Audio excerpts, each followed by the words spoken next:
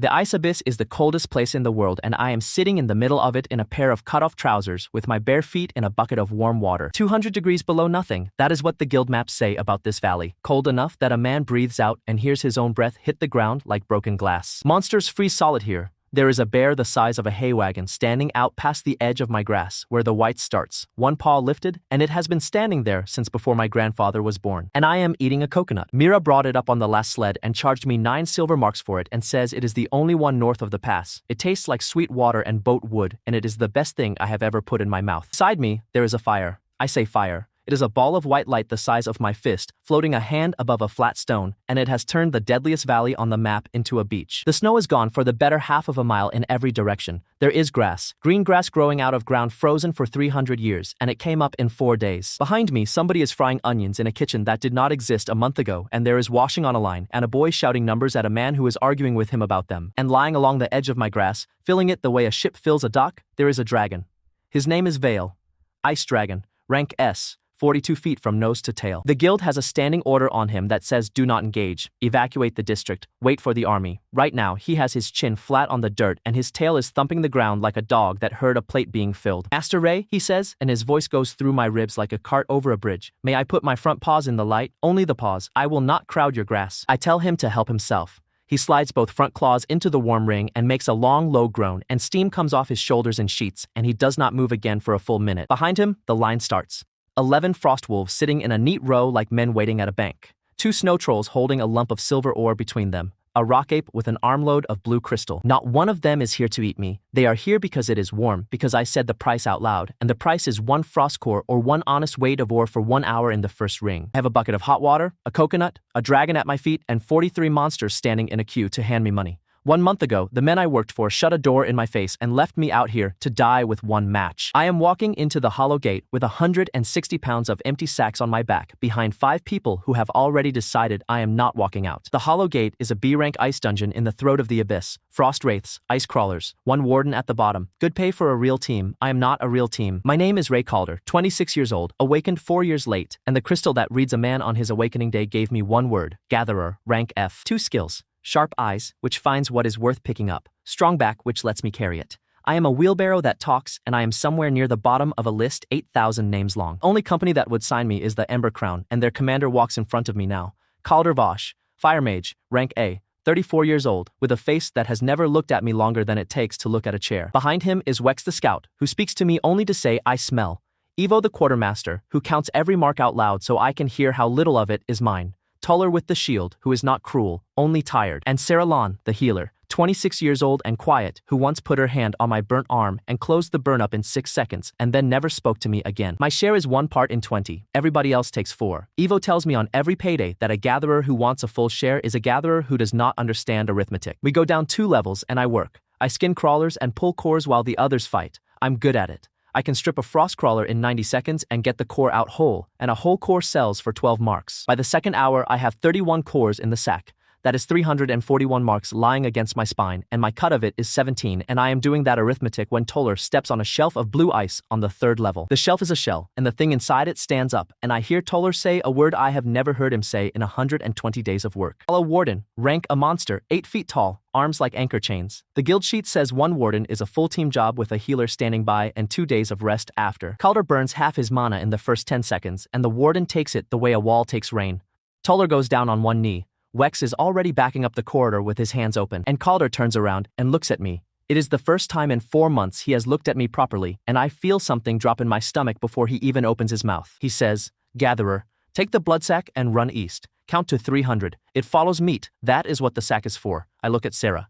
She looks at the floor. That is the whole conversation, and it takes about 3 seconds. I do it. I sling the blood sack over my shoulder and I run east into a corridor I have never seen, and the warden comes after me making a sound like a door being dragged across stone. I run for 6 minutes with a monster twice my height at my back, and I do it because they promised me 17 marks, and because I am 26 and stupid, and because being needed felt good for about 6 seconds. I lose it in a cut that is too narrow for its shoulders. I sit in the dark with my heart hammering and I laugh out loud because I did it, and because now they are going to have to say something to me. I come back to the entry chamber 20 minutes later with the blood sack empty and 31 cores still on my back. The gate is shut. It is a slab of guild ice with a keystone in the middle, and it opens from the inside with a hunter token, and Wex is standing behind the little glass with his arms folded.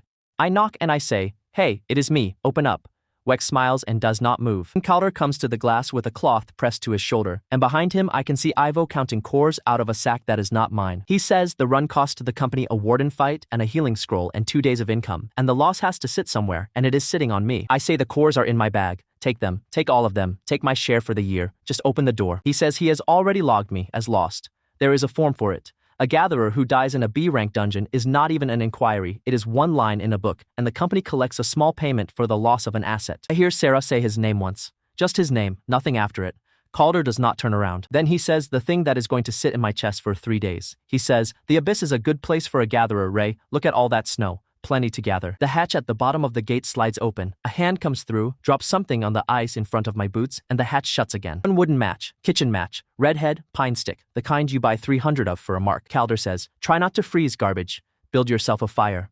Then somebody laughs behind the glass, I think Wex, and the lamps go out on the other side of the door and the light goes back down the tunnel with them. I stand there in the dark longer than is smart. Then I pick up the match, because there is nothing else on the ground to pick up, and I walk out of the throat into the open valley, because standing still is only how you die faster. The wind hits me like a shovel. My status window opens by itself, the way it does when the system decides you are about to become somebody else's problem. Life, 100 out of 100. Condition, exposed. Ambient temperature, minus 191. Estimated survival, 11 minutes. 11 minutes. I have walked further than that to buy bread. First thing to go is my hands, and it is not pain. Pain comes later. They simply stop being mine. I look down and my fingers are the color of a dead fish and they will not close. Life, 81, 9 minutes. My coat is guild issue, third hand, and the wind goes through it like it is a rumor of a coat. Frost climbs my sleeves in little white ferns, and it is honestly beautiful, and I am crying, and the tears freeze on my jaw.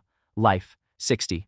6 minutes. I get behind a rock the size of a house and it does nothing because the cold in this place does not blow. It sits. It sits on you like a wet blanket made of iron. Life, 42. 4 minutes. I think about Evo counting. That is what my brain picks at the end. Not my mother, not the sun, not one decent thing. Just Evo counting my 17 marks in that flat voice of his.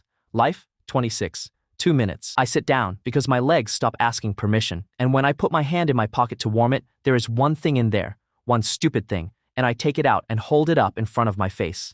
Life, 10. Kitchen match, redhead, pine stick. I want to tell you I did something brave. I did not. I struck it on the rock because I was angry and because I wanted to spit at a man with the only thing I had left. First strike, nothing. My hand will not grip. Second strike, the head skips off the stone. Third strike, the stick nearly snaps in half. Life, 5. Fourth strike, it lights. A little orange bead the size of a pea, sitting on a piece of pine in a wind that has been dragging ice off a mountain since before anybody drew a map of this place. It should die instantly. It does not die. The wind hits it flat and bends it over sideways until the flame is lying along the stick, and it just refuses. It hangs on the way a man hangs on a rail. And then the world stops. Not slows. Stops. The snow going past my face hangs there. My own breath sits in front of me like a piece of cloth, and a window opens that is not the guild window, because the guild window is blue and this one is orange, and I have never in my life seen an orange one. Extreme threat to life confirmed. Subject has 0 assets, 0 allies, 0 exits. Conditions met. Hidden system unsealed. Mad Survivor. I read the name twice. Mad Survivor. Then the rules come up, 5 lines long, and they take everything I know about how the world works and turn it upside down. Line 1. This system levels the object in the hand of the user, and never the user. Line 2. Objects gain experience by doing what they are not supposed to be able to do. Line 3. Cold is fuel, and the colder the fuel, the greater the gain. Line 4. Fire made by this system does not burn the hand that holds it. Line 5. If the flame goes out, the system closes and does not open again. Then underneath all of it, small, like an afterthought. Object registered. Kitchen match, common, level 1. The match is resisting wind rated at level 10. Experience gained, 1000. Wind unfreezes and everything moves at once, and that little orange bead is standing straight up now, white at the bottom, and the stick under it has not burned down at all. Kitchen match has reached level 2. Level 3. I am lying on my side in the snow with 2 points of life in my body, holding a match that is climbing a ladder in my hand. Level 4, level 5. Every second it does not go out is worth another 1000, and it will not go out. Level 9. Level 10. Evolution available. Kitchen match, common. Level 10. Evolve to ever-burning torch, uncommon. I say yes out loud because my hands are not answering and the pine stick in my fingers goes warm, then hot, then it changes shape. The wood darkens and grows into a shaft as long as my forearm. The head opens out into a fist of fire the color of a lamp and the heat comes off it in a wall. I put both hands around the shaft and hold it against my chest like a baby. Life, 2. Life, 4. Life, 9. Condition exposed, removed. Ambient temperature at your position, -12. I lie in the snow and laugh with my mouth open until it turns into something that is not laughing, and then I lie there a while longer. I can stand, I look at the torch, and then I look out at the valley, and I remember line 3. Cold is fuel. I am kneeling in the coldest place on the map. I am kneeling in a warehouse. I scoop a double handful of snow and put it straight into the flame. Snow, low-grade cold. Experience gained, 300. Ever-burning torch has reached level 11. 300 for one handful. I start shoveling with both arms like a dog digging. Snow into the fire, and the numbers climb and the flame gets taller with every scoop. Level 14, level 17, level 20. The snow around me goes straight up as steam without being water on the way, and the steam does not fall back either, because the torch drinks that too. I'm standing in a hole 6 feet across and getting wider, and the walls of it are running wet. Level 26. I run out of snow inside my reach, so I look for something colder, and 30 feet away, there is a wall of blue. Abyss ice. The real thing. The guild books say it is not water at all. It is cold that got old and went solid, and one brick of it in a cargo hold keeps a whale fresh from here to the capital. I break off a piece the size of a loaf with the butt of the torch, and I hold it in the flame, and the fire turns white and stands up 8 feet tall. Abyss ice. High-grade cold. Experience gained, 50,000. Ever-burning torch has reached level 32, level 41, level 50. Evolution available. Ever-burning torch, uncommon, level 50. Evolved to Ifrit flame, rare. The shaft melts into my palms and stops being wood. What I am holding now is a bar of white metal with a spiral of fire wound around it, and it makes a sound like a forge with the bellows going. The heat comes off it so hard I have to lean back. 10 feet of snowfield goes in one breath. The wet ground underneath steams, then dries, then cracks. And I am standing in the ice abyss in a third-hand coat, sweating. I laugh again, and this time it is a real one. I am 11 minutes past the hour I was supposed to be dead, and I am holding a fire that eats winter. Then something the size of a market stall walks out of the whiteout on my left, because of course it does. Ice golem. Rank B, 12 feet. A body of packed abyss ice with a frost core burning blue in the middle of its chest. And it has come because my heat is the only thing happening in 100 miles of dead white. It swings. I get the bar up on instinct and the arm comes down across it and the golem loses the whole forearm in one hiss, and I still get knocked flat on my back.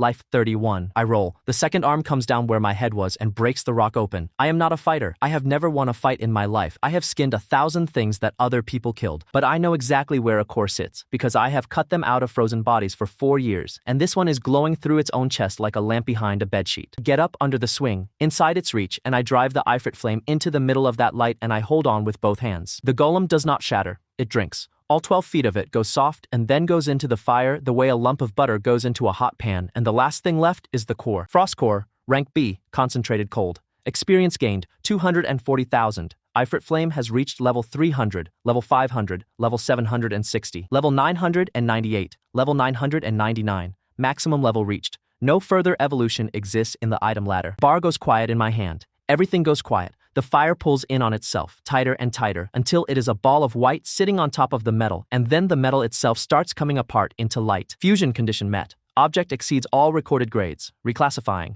Object has mutated. Sun core, rank SSS. The bar is gone. What floats over my open hands is a ball of white light the size of my fist, turning slowly, and there are things moving across the surface of it like weather on a very small world. It does not burn me. It hangs a hand above my skin, and it will not touch me, and it will not fall. And all around me, in a circle, the ice abyss is boiling. Snow is going up as steam in a ring 100 paces wide. Blue ice that has held its shape for 3 centuries is running down the rocks like candle wax, and there is black stone showing through in patches that have not seen the sky since the world was warm. I stand in the middle of it holding a small sun in both hands with my mouth open. Then the window changes color and a new line comes up, and the new line takes the smile off my face. Warning. Sun core requires fuel. Current reserve, 9 hours.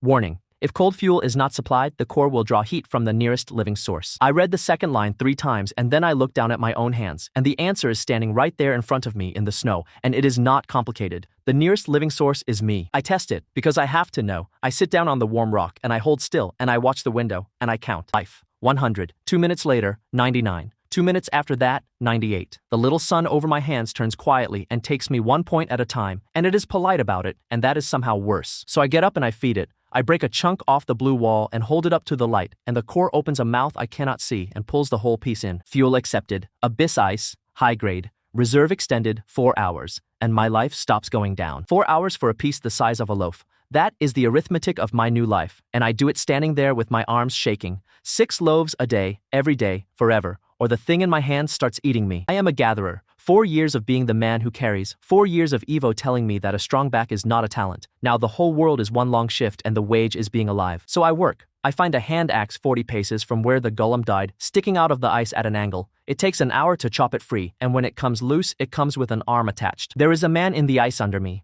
Old boots, oiled coat, a leather pack, and a face that is calm the way faces go calm when the cold takes them fast.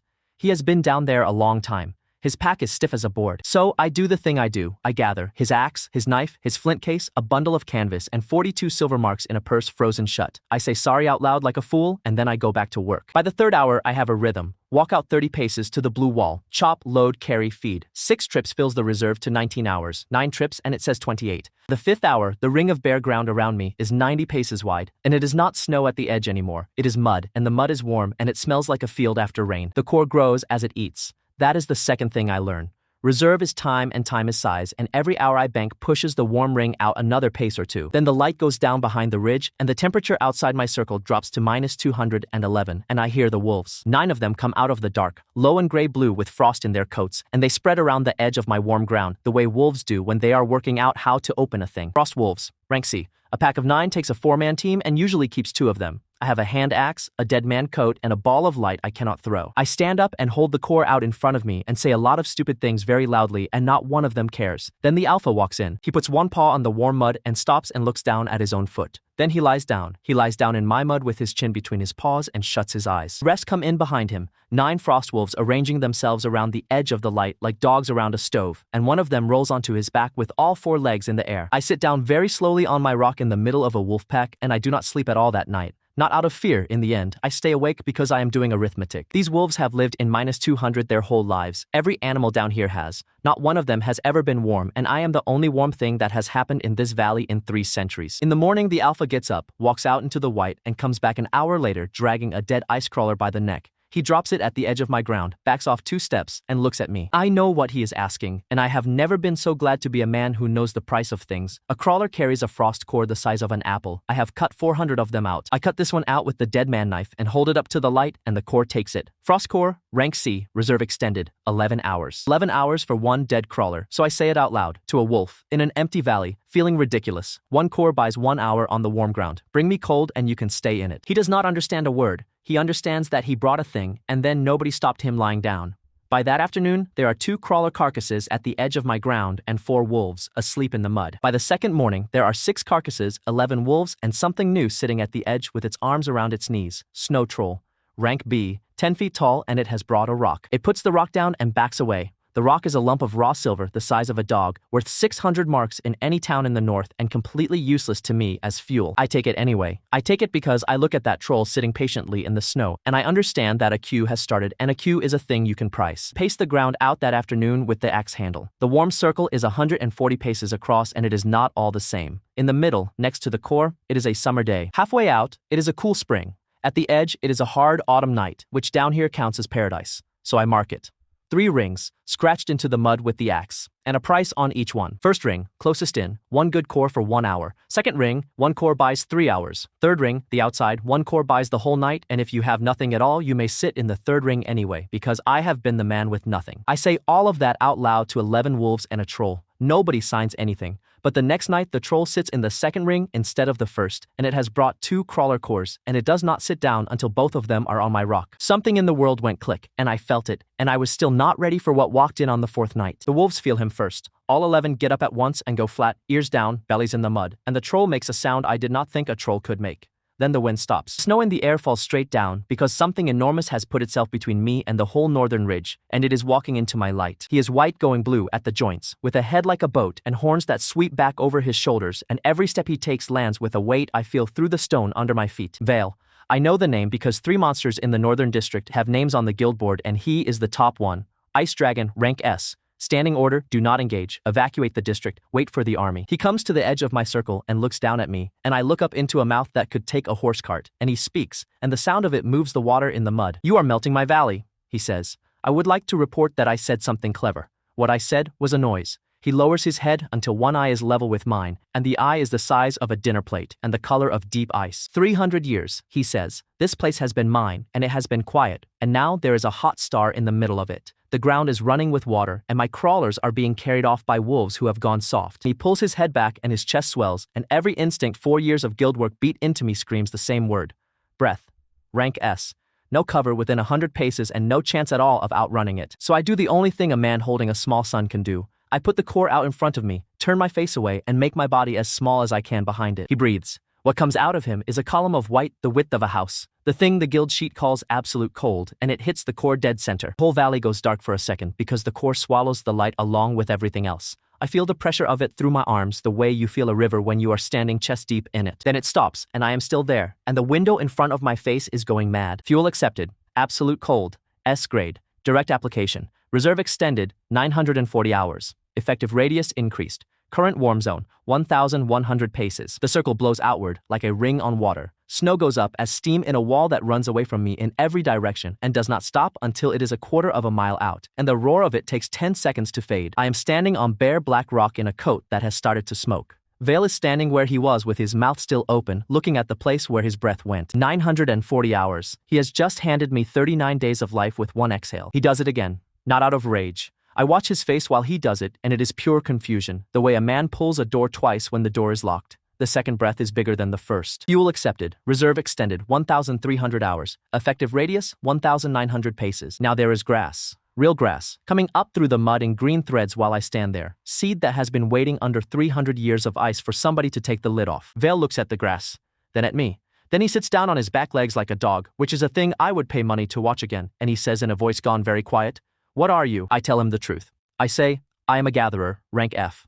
4 days ago, my company locked a door on me and gave me one match. He says nothing for a long moment. Then he lifts one front foot off the ground and holds it up, and I see it properly for the first time. The joints are cracked. There are splits in the scale over the knuckles, packed with old blue ice. He says, I am 460 years old, and for the last 80, the deep cold has been getting worse, and my wings no longer open all the way. I sleep because sleeping hurts less than moving. He says the thing that changes my whole life, and he says it like it costs him something. He says, the ground you are standing on is warm. May I stand on it? And I hear my own voice come out, flat and level, the way Evo used to sound, and I hate it and I use it anyway. I say, yes, first ring is 1 core an hour. For you, given the size, I think the fair rate is 10. Behind me, 11 frost wolves and a troll watch a rank S dragon think it over. He is quiet for 5 or 6 seconds. Then he walks around the outside of my circle and comes back with something in his mouth and spits it onto the rock at my feet. It is a helmet full of coins. Old gold, stamped with a crown I do not recognize, 6 or 7 of them frozen together in a lump. He says, my hoard is in a cave under the north wall. It is large, and it has been useless to me for 400 years, because you cannot eat gold, and it does not keep you warm. I will pay by the day. Then he steps over the line into my first ring, lies down flat, puts his chin on the warm rock, and lets out a groan so long that the wolves get up and move away from him. He is asleep in 12 seconds. The terror of the northern district, asleep in the mud with his paws in the light, snoring like a barn coming down. I sit on my rock beside a sleeping dragon with a helmet full of gold between my knees, and I open the window and I look at the number, and I laugh until my ribs hurt. Reserve, 1,301 hours, 54 days. For the first time since that door shut, I am not counting down. I am counting up. Then, because my mother raised a practical boy, I start a list on the inside of the dead man canvas with a piece of charcoal. Things I need: salt, nails, rope, a pot, boots that fit, a second axe, somebody who writes faster than I do. Because there are 11 wolves, a troll, and a dragon on my warm ground tonight, and every one of them paid. And if this valley worked out in 6 days, that heat has a price, the men who threw me out here will work it out too. On the 6th day, I try to leave, and the abyss tells me no, and it takes about 6 hours to explain it to me. I walk south with the core in a sling on my chest, following the throat of the valley towards the pass, and every hour I walk the reserve drops faster than it should. At the mouth of the pass, I check the window, and my stomach turns over. Fuel consumption rising, ambient cold insufficient. Reserve 911 hours. Warmer the ground I stand on, the hungrier the core gets, and there is nothing out there to feed it. 900 hours sounds like a fortune until you understand that it is the whole rest of my life burning at 3 times the speed. 200 miles of ordinary winter between me and the nearest town. I would arrive with a dead star and no way to buy bread, and the Ember Crown would be waiting at the guild desk with a form that says I'm already dead. So I turn around and walk back into the coldest place in the world, because the coldest place in the world is the only place I can afford to live. That night, I sit on my rock and I say it out loud to a sleeping dragon. If I cannot go to the world, then the world has to come to me. Vale opens one eye. He says, the world does not come here.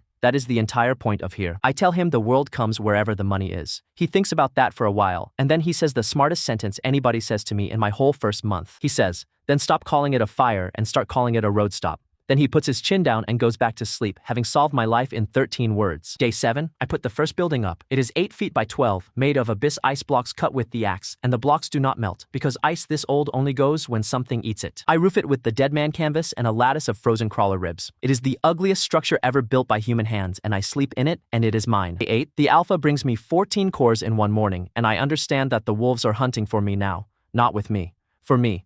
They have worked out the exchange rate faster than most men I have worked with. Day 9, I dig at a wet patch 40 paces from the core because sharp eyes will not stop flagging it, and 2 feet down the ground gives and hot water comes up my arm. There is a spring under this valley. It has been capped by ice since before anybody wrote anything down, and the core has thawed the lid off it, and it runs at the temperature of a good bath. I sit in that water at midnight with snow falling into steam 6 feet above my head, and I think about Ivo counting my 17 marks, and I laugh so hard the wolves come to see if I am dying. Day 10, Vale opens his wings, and he does it without warning. In the middle of the afternoon, standing in the second ring, there is a sound like a ship sail taking wind, and 80 feet of wing comes out flat and stays out, and he holds it, and the whole valley goes quiet. He says, in a voice I have not heard from him before, they open. And then he says, they have not opened all the way since the year the deep cold changed, and I did not think I would live to see it. Goes up, straight up, out of my circle, into the black sky over the abyss, and he does 2 long turns over the valley and comes down so hard the water in my spring jumps. Then he lands and folds up and says, entirely level, Master Ray, I would like to renegotiate my rate. I would like to pay more. I tell him nobody in the history of business has ever said that sentence. He says he is 460 years old and has never once had a reason to be generous, and he would like to try it while it is still novel. He pays me 12 gold a day after that, and he flies the perimeter twice a night without being asked, and on day 11 he lands in front of me with his neck low and says there are lights coming up the valley from the south. 6 lights, moving slow, and behind them a shape that turns out to be a sled and a team of dogs. The dogs come into the ring first because dogs always know. 6 of them, frost hounds, and they hit the warm mud and go completely stupid, rolling and yelping and running in circles until the whole pack is filthy and delighted. Then the driver comes in. She is wrapped in 6 layers of oiled wool with a mask of frozen breath on her scarf, and she has a crossbow up, and she is swinging it across a queue of 11 wolves, a snow troll, and a rank S ice dragon. She stops. She looks at the dragon.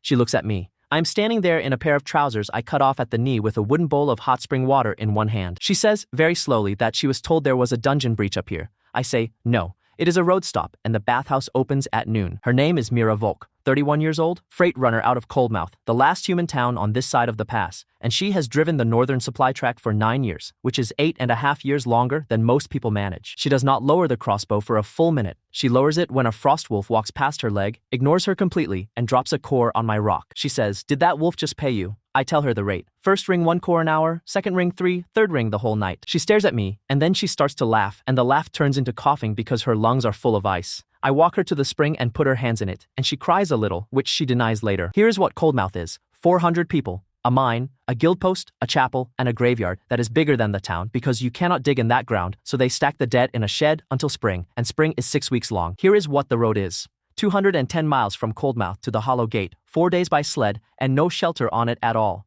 Mira has lost 14 dogs in 9 years and 2 drivers and 1 of her own toes. I ask her what a warm stop halfway would be worth. She goes quiet for a long time. Then she says in a flat voice, it would be worth every coin in that town. So we make the first human deal in the abyss, sitting on a rock with our feet in a hot spring while a dragon watches from 20 feet away with his chin on his paws like a very large accountant. She brings me salt, nails, rope, iron, canvas, timber, 2 stoves, 100 pounds of flour, seed, tools, and people. I pay in gold out of a dead king hoard, and I give her sleds one thing nobody else can sell her. Standing right of way, her team stop in my rings free for as long as I have rings, and no other freight house gets the same rate for a year. She shakes on it with a hand that still has frost burn on the knuckles. Then she looks at my ice hut and my canvas roof and my 1 axe, and she says, you have no idea what you are sitting on, do you? I tell her I have a very good idea. I tell her I know exactly what a cold man will pay for an hour of not being cold, because 12 days ago I was the cold man, and I would have paid anything, and the men who left me here knew that and gave me a match. She looks at me for a while after that.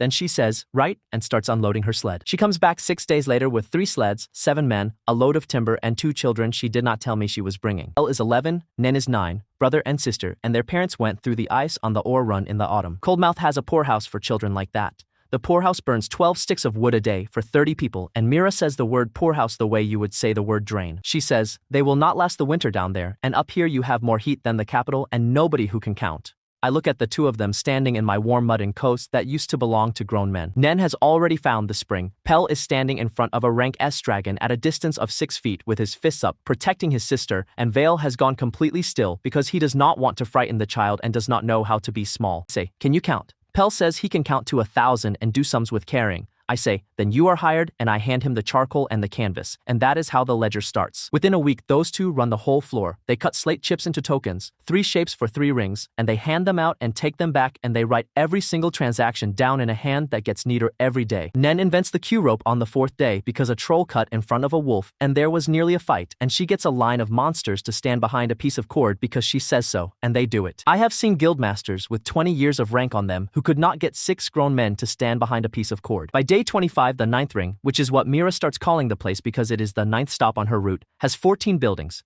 A bunkhouse, a bathhouse over the spring, a kitchen, a store, a stable, 6 cabins, and 2 sheds. 42 people live here.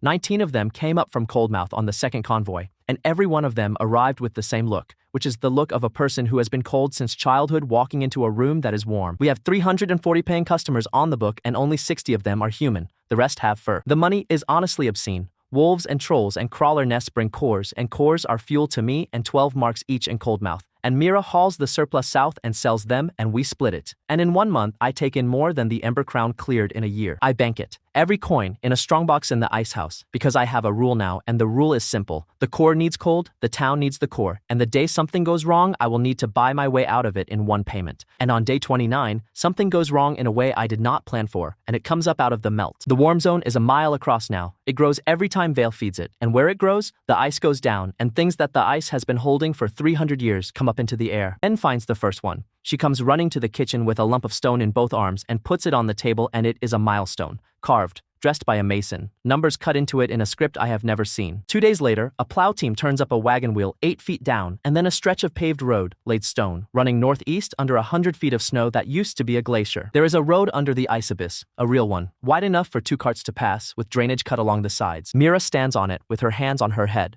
She says, "Nobody built a road here. Nobody has ever been able to build anything here. There is nothing north of us except 200 miles of ice and then more ice. I'm standing on paving stones that somebody laid in a place where the guild map says nothing has ever grown, and I am starting to get a very cold feeling that has nothing at all to do with the weather." Pell is the one who says it out loud, because children say the thing everybody is avoiding. He says, if the road is here, then it was warm here. Somebody made it cold. That night, I go out to the edge of the melt on my own, and I look north, up the valley, into 200 miles of white where the deep cold comes from. And behind me, from the south, from the pass, Vale calls down out of the dark that there are lights on the ridge, and this time it is 14 people in guild coats with a company banner. The banner is a black crown on a red field. I know that banner because I carried the pole for it for 4 months. The Ember Crown has come back to the abyss for the loot they left behind, and they have brought 14 people to carry it, and not one of them has any idea what is standing in the valley. They come down off the ridge at first light, and they stop at 400 paces, all 14 of them at once, like a rope went tight. I know exactly what they are seeing. They are seeing green.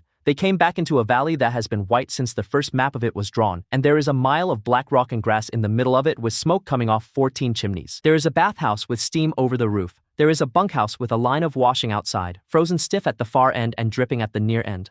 There is a dragon lying across the top of the whole thing like a cat on a wall. I walk out to the rope with a mug of tea in my hand. Pell comes with me because Pell goes where the ledger goes, and Nen comes because she is not going to be left out of anything, and Vale does not come because Vale and I agreed the night before exactly how this was going to be played. The company forms up the way we always did, shields at the front, and Calder Vosh walks out ahead of them with his staff on his shoulder and looks straight through me for a good 3 seconds. He does not know me. I want to say that carefully because it is the funniest thing that happens all month. He looks right at my face and he does not recognize it. 4 months I carried that man tent, and the reason he cannot place me is that the person he remembers had gray skin and a cough and a coat that did not fit, and the man standing here has been eating 3 meals a day and sleeping warm for a month. Then Evo says my name from the 2nd rank in that flat counting voice, and the whole line goes quiet. Calder looks again. I watch it land on him. I watch it go all the way down. He says, "You are dead. There is a form." Tell him I read the form. I tell him it says a gatherer, rank F, lost in the abyss, asset value 6 marks, and that the company collected on it. I tell him it is the only piece of writing with my name on it that anybody in the Ember Crown ever bothered to fill in. Behind me somebody laughs.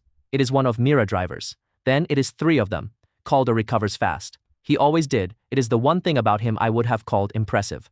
He plants his staff and he starts talking law. He says the Ember Crown holds the exploration writ for the Hollow Gate and 6 miles around it. He says any find inside that ring belongs to the company and that a settlement built on top of it is a find. He says he is prepared to be reasonable. He says I may keep a share as the man who kept the site warm, and he says the word warm the way you would say the word swept. Then he says the part he has clearly been working out on the walk down. He says a dead man cannot hold a claim. He says the writ office in Coldmouth has me in the book as deceased, and until that is corrected, in the eyes of the guild there is nobody standing here at all. Nen tugs my sleeve and asks quite loudly if the man is saying you are a ghost. Half of Ember Crown snorts. Calder does not. I let him finish. Then I tell him the rate. I say, you have 14 people standing in minus 190. Behind this rope, it is 9 degrees above freezing, and there is soup on the stove. Third ring is 1 frost core ahead for the night. First ring is 1 an hour. You are welcome to all of it, and the price is the same for you as it is for a wolf. He tells me to hand over the light. I say no, and I say it the way you would tell a child the shop is shut, and I watch that do more damage than an hour of shouting would have. So he gives an order. Not to attack.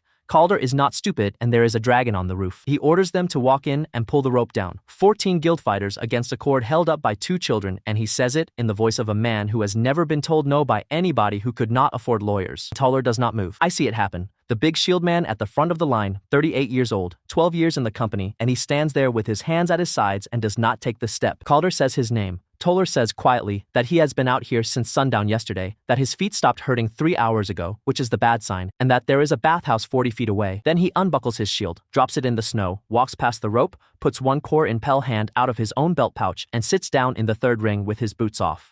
11 of the other 13 are through that rope inside a minute. It is not a betrayal, and nobody says a single hard word. They just come in, one at a time, and pay, because they are hunters and hunters understand a posted price, and because every one of them has been cold since they were born, and the smell coming out of my kitchen is barley and mutton. X comes in 3rd from last. He does not look at me. He puts down 2 cores and asks for the bathhouse, and Nen makes him wait behind a troll, and he waits. Ivo comes last of all, and Ivo has the decency to be ashamed, which surprises me. He puts his cores down on the plank and he stands there a second and then he says, I can count. I look at him. I say, Pell runs the book. So Ivo, quartermaster of the Ember Crown, 22 years in the trade, goes and stands behind an 11-year-old boy and waits to be told what to do, and Pell puts him on the slate chips, because the chips keep coming up short, and Pell has been too polite to say who he suspects. That leaves Calder standing outside my rope with 2 men who have been with him since before the company was chartered, and a valley full of his own people sitting behind me with hot food. He does the thing I expected. He throws fire. He is rank A. Whatever else is true about him, the man can burn. A ball of it the size of a barrel comes across those 40 feet faster than any warning, and it is aimed at the middle of my chest, and the core does not care, because the core eats cold, and fire is not cold. Vale takes it on the left wing. He is not fast enough to catch all of it. The wing membrane goes through in 3 places with a sound I do not want to hear again, and I get thrown flat on my back with my eyebrows gone and my forearms blistered from the wash. Life. 62. It is the first damage I have taken in 3 weeks, and it hurts more than the whole 11 minutes in the snow, because it is not the cold, it is a person. Get up. There is grass burning behind me, and Nen has both hands over her mouth, and a rank S dragon is holding a burnt wing off the ground and saying nothing at all. And Calder is already out of it. A fire mage in the deep north has a problem nobody puts on the recruitment posters.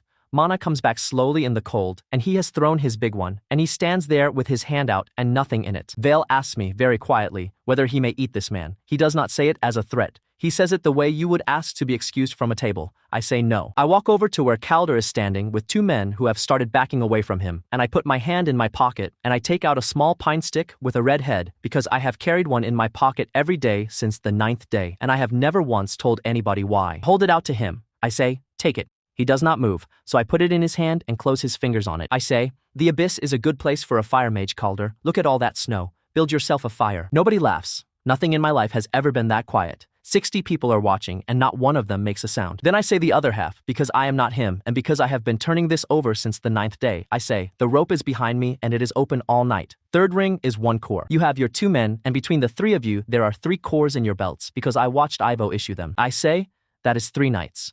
Nobody will stop you.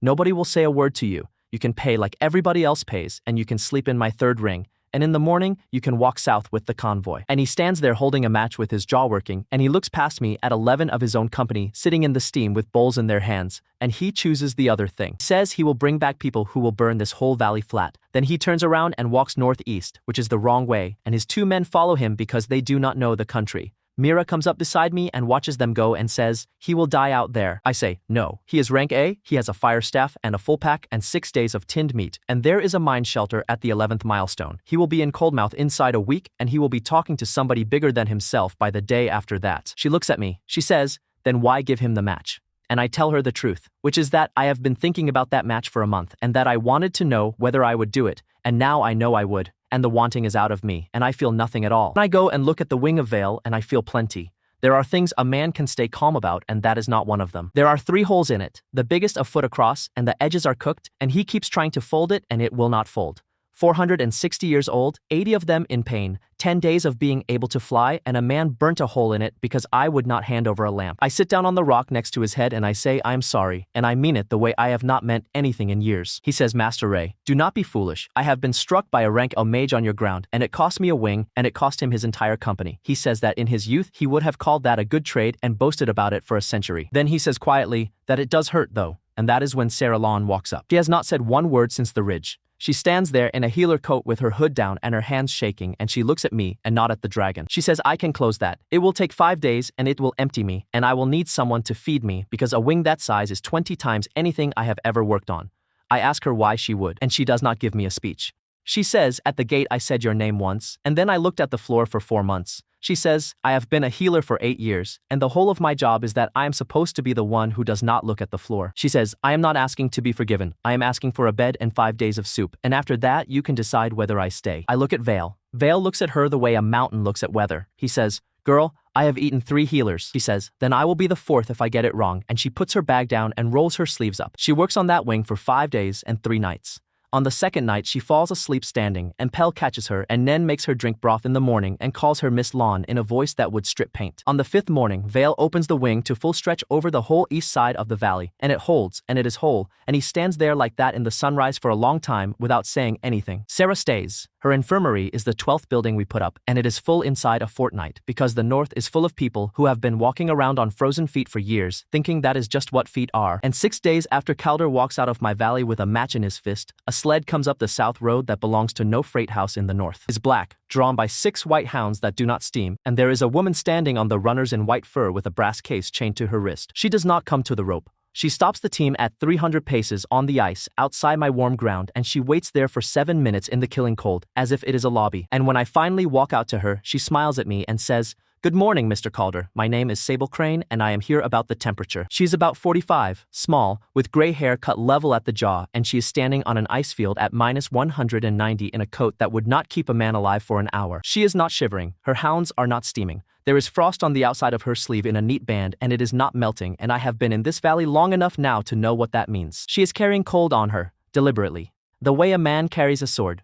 She says her office is the winter office and her rank is warden, and she says both of those the way you would name a bank. Then she opens the brass case chained to her wrist and turns it towards me. Inside, there is one sheet of vellum with a seal on it the size of my palm, and the seal is old enough that the wax has gone the color of a bad tooth. She says the concession of the northern cold, granted 311 years ago and renewed every 9th year since. It covers every acre of frozen ground from the pass to the polar wall. Then she says the sentence that takes the ground out from under me. She says, Mr. Calder, you are standing in our warehouse and you have been burning the stock. I ask her what the stock is. She tells me, and she is so calm about it that it takes me a full minute to feel how bad it is. Abyss ice, frost cores, deep cold in sealed jars. The empire runs on it. Every grain store from here to the southern ports is packed with ice out of this valley, and every ice house in the capital, and every alchemist forge that needs a cold quench, and every fishing fleet. 900,000 marks a year, she says, out of this district alone. 240 men employed on the harvest lines, 4 cutting camps, a shipping house with 7 barges. And then, she tells me what I have cost them, and she has the figure ready, down to the ton. 4,100 tons of stock, gone in 31 days, in a melt that is currently growing at 9 paces a day. I say, you cut ice. She says, we do more than cut ice, Mr. Calder. We sell the winter itself. Do you know what a town pays for coal when the alternative is dying? Do you know what a shipping house pays for passage when the passage is only open 7 weeks a year? She lets that sit. She is good. She is very good. Then she makes the offer, and I would be lying if I said it did not work on me. 100,000 gold, not marks. Gold. A house in the capital with a stove in every room. A warden's badge, which means the office writ, which means no guild company on the continent can touch me. And a pen stroke that takes my name out of the dead book and puts it back in the living one, so that Ray Calder is a person again instead of a form. All I have to do is hand over the core and walk south with her. I stand there in the cold with 100,000 gold in front of me, and I do the thing I have done since I was 7 years old, which is count. 42 people live behind me. 19 of them came out of a poorhouse and a mine. There are 2 children running my ledger who would be dead in a shed by spring. There is a dragon who can fly again. So I ask her the only question that matters. I ask what happens to this valley the day after I take her gold. And she does not lie to me. I will give her that. She says we would wind it back down. There are methods. It would take about 9 days. I say no. She nods as if I have declined a second cup of tea. Then she says, "May I show you something?" and she takes a jar off her sled. It is the size of a milk bottle, iron, banded, with a plug of white wax and a seal. She holds it out at arm length and says, "Our founders drew this from the deep line. It is one measure. Do not open it here." I ask her about the word she used. Drew. You draw water and you draw blood and you draw a tooth, and all 3 are different jobs. She looks at me for about 2 seconds and does not answer. I ask her what it is worth. She says, 9,000 marks a jar, and there are 2,000 jars in the vault at Coldmouth, and this one is a gift, and she would like me to feed it to my little son and watch the number. That is the moment I understand what she came up this valley for. She came to watch the machine work. I should refuse. I do not, because I need to know as badly as she does. I lift the wax with my thumb and hold the jar up to the core. Plug does not come off. The core takes the contents straight through the iron, the way water goes down a drain. Fuel accepted. Deep cold, source grade, reserve extended, 4,100 hours. 4,000 hours. Out of a bottle the size of a milk jug. Vale Best Breath gave me 900, and this thin little woman just handed me half a year of life as a business card. The warm ring jumps 200 paces in a heartbeat, and somewhere behind me, a wall of steam goes up, and Nen starts shrieking with laughter. Sable Crane watches the number in my face, and she looks satisfied, the way a doctor looks when the patient finally coughs. She says, "Source grade. There is only one place in the world it comes from, and it is not a place. It is a piece of equipment, and the winter office has been running it since before your family had a surname." I ask her where. She smiles and does not answer, and she gets back on her sled, and she says one more thing before she takes the reins. She says, "You have until the 9th of next month to accept. After that, this stops being a negotiation and becomes an operation, and I want you to understand that I do not enjoy that side of the work, and I am extremely good at it." Then the black sled goes back down the valley with 6 white hounds that leave no steam, and I stand there on the ice holding an empty iron jar with a reserve of 4,100 hours, and the first real fear I have felt since the door shut. Because I have just learned 2 things. The office can bottle cold that is 4 times stronger than a rank S dragon, and somewhere out there, they have a machine that makes it. In Coldmouth, 3 days later, a man with burnt eyebrows and a fire staff sits across a desk from Warden Crane and signs a paper he does not read all the way through. Alder Vosh gets his company charter reinstated, 6,000 marks, and a title that means nothing anywhere except in the north. Warden Crane gets a rank A mage who knows the valley, knows me, and hates me in a way that is convenient and cheap. Nobody in that room says the word revenge. They say the words asset recovery. I get the news from Mira on the 2nd convoy of the month, along with 600 nails, a good stove, a milk goat, and 1 pair of boots in my size that she does not charge me for and does not mention. She tells me the road tariff has gone up, 9 marks a sled where it was 2. She tells me the office has posted a license requirement on unregistered heat, which is a phrase that did not exist 6 weeks ago and now has a form number. She tells me the Coldmouth Council voted it through 11-1 and that 6 of those 11 have jobs on the ice lines. Then she tells me the part she has been sitting on for 2 hours, which is that the office has bought the mine shelter at the 11th milestone and shut it, and that with the shelter shut the road from Coldmouth to me is 4 days with no roof at any point, which means the convoys stop. Which means my 42 people, my flour, my nails, my iron, and my salt all stop at the exact moment we are going into the deep of the winter. She says, "They are not going to attack you, Ray. They are going to close the door and wait, the same as your last lot did." I sit with that for a while. Then I go and look at the map Pell has drawn on the wall of the ledger house, which is a good map because that child has better handwriting than the guild. 210 miles of road, Coldmouth at one end, me at the other, and 11 mileposts in between, and the office owns the only shelter on it. And I am sitting on 4,000 hours of fuel in a machine that turns cold into a warm circle. I go outside and I look at the little sun over my hands, and I think about the arithmetic in a different direction for the first time. I have been thinking of the core as a fire I have to sit next to. What if it is not a fire? What if it is a wage and I can spend it? That night, I put the question to the window, and the window answers me the way it has answered every practical question I have ever asked it, which is instantly and without any drama at all. Petition available. The sun core may shed a fragment. Fragment retains 1 part in 1,000 of current reserve. Fragment cannot be recharged and burns out when spent. 1 part in 1,000 of 4,000 hours is 4 hours of warmth in something I can carry in a pocket, and it costs me 4 hours out of half a year. I ask for one, and the core spits a bead of white light the size of a pea into my palm, and it sits there, and it is warm, and I put it in an iron lantern from the store and hang it in the doorway of the ledger house. The room goes to summer in 6 seconds. Pell looks up from the book. Nen puts her hands out flat, the way children do at a hearth.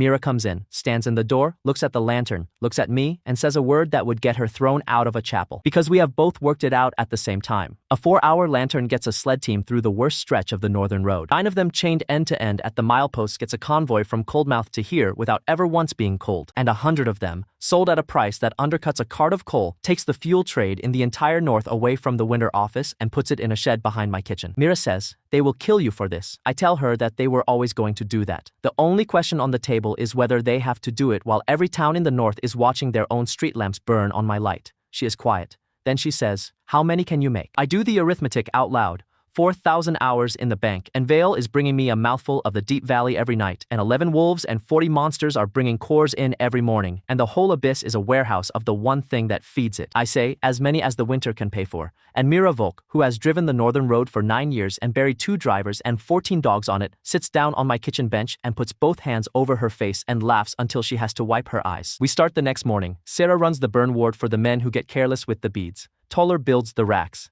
Ivo counts the stock, and Ivo is very good at counting stock, and Pell checks his numbers every night and finds a mistake exactly once and never lets him forget it. 11 days later, the first lantern goes on sale in Coldmouth out of the back of a freight sled, and the price is 1 mark 40, and a cart of coal that lasts the same time costs 9. Town buys everything on the sled in 2 hours, and in a stone office on the north side of that town, Warden Sable Crane is handed a slate with the day figures on it, and for the first time in 7 years, the number in the fuel column has gone down. The maths of a lantern is the best maths I have ever done in my life. 1 bead costs me 4 hours off the reserve. 1 bead sold at 1 mark 40, which means every lantern in the north is 4 hours off my own life, and 400 lanterns is 1,600 hours, and I cannot make one of them out of nothing. I have to buy the coal to cover them first. The whole of the ice abyss is standing outside my door every morning holding the raw material in its arms. So on the 14th of the month, I open a second desk in the store and I paint the price on the shutter, and the price is this. The 9th ring buys cold, any grade, any quantity, cash on the plank. A frost core, 1 mark. 100 weight of abyss ice. 4. A sealed jar of anything colder, 9 gold, and no questions about where it came from. I put Ivo behind that desk because Ivo has a face like a closed drawer and he does not gossip. On the second day, 3 of the office ice cutters come up the valley on a stolen sled with 1,400 weight in the back. They are cutting men out of the number 4 camp, 40 miles northwest, and they have been hauling ice 90 miles south to the barges for 11 marks a ton. And here I am at half the distance paying 100 weight. That is the entire war in one sentence, and it takes exactly 6 days to be over. The end of the month, I am buying from 6 of the 8 office cutting gangs, and the office is paying wages to 240 men, and about 160 of them are selling their day work to me on the way home. Warden Crane sends a man up the road with a written notice about interference with a chartered concession.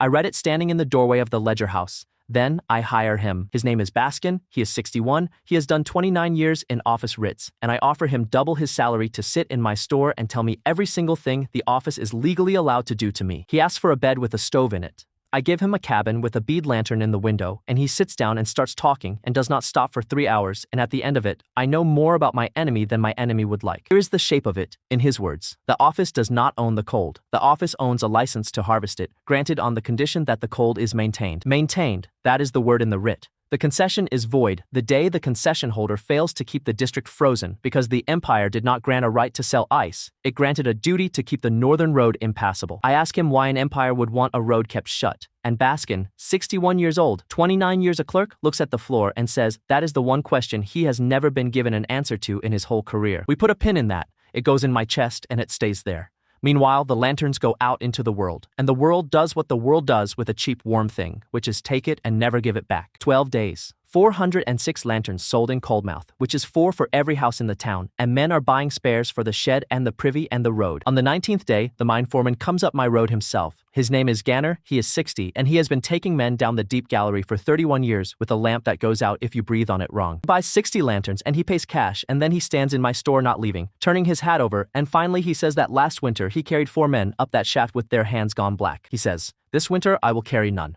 Then he shakes my hand for slightly too long and goes back down the road, and Ivo has to go outside for a bit, and nobody says anything about it. On the 26th day, a freight house in the pass buys 200, and the northern road runs a convoy in 3 days instead of 4 for the first time since anybody started keeping records. On the 30th day, a bead lantern is hanging in the window of the chapel at Coldmouth, and the priest gives a sermon about it, and I am told he was for it, which is nice, because 2 of the counselors preached the opposite in the same week.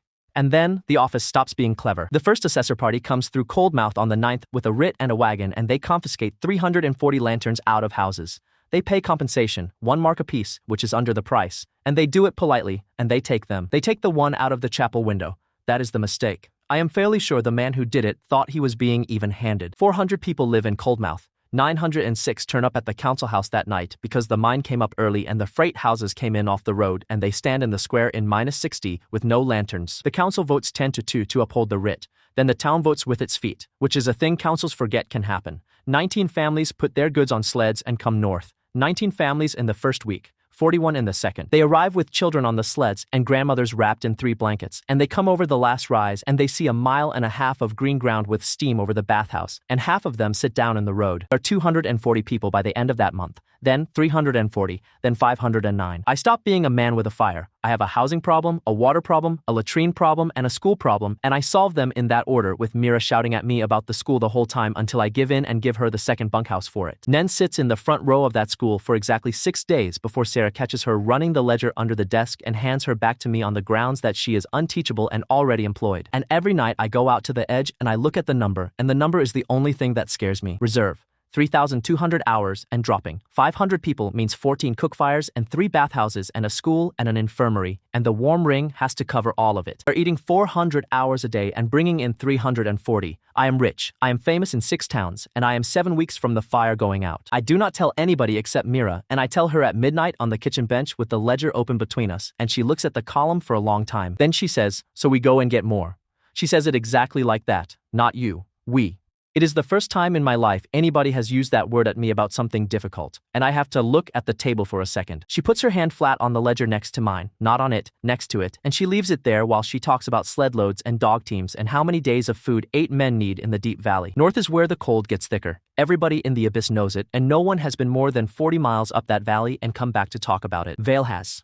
Vale says that at 90 miles the air goes still and the ice stops being blue and goes white, and that he turned back there twice in 300 years because his blood slowed and he could not feel his own wings. He says, and he does not enjoy saying it at all, that the deep line frightens him and that he has been afraid of exactly 2 things in 460 years. Then he says the part he has never said out loud to anything with 2 legs.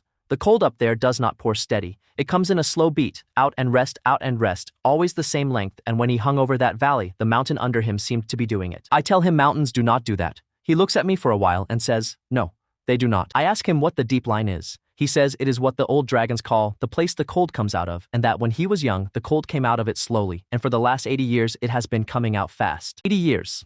Baskin looks up from his soup when Vale says that number, and Baskin says, very carefully, that 80 years ago, the Winter Office replaced what its charter calls the primary apparatus, and that the paperwork for it is sealed even from wardens. So that is the plan, and it takes 3 days to put together, and on the 5th day, it goes to pieces before we ever leave. Mira takes the last supply convoy south to Coldmouth to bring back iron and rope, and the 2 smiths who have agreed to come north. 9 sleds, 16 people, 7 dogs a team. They get as far as the 7th milestone.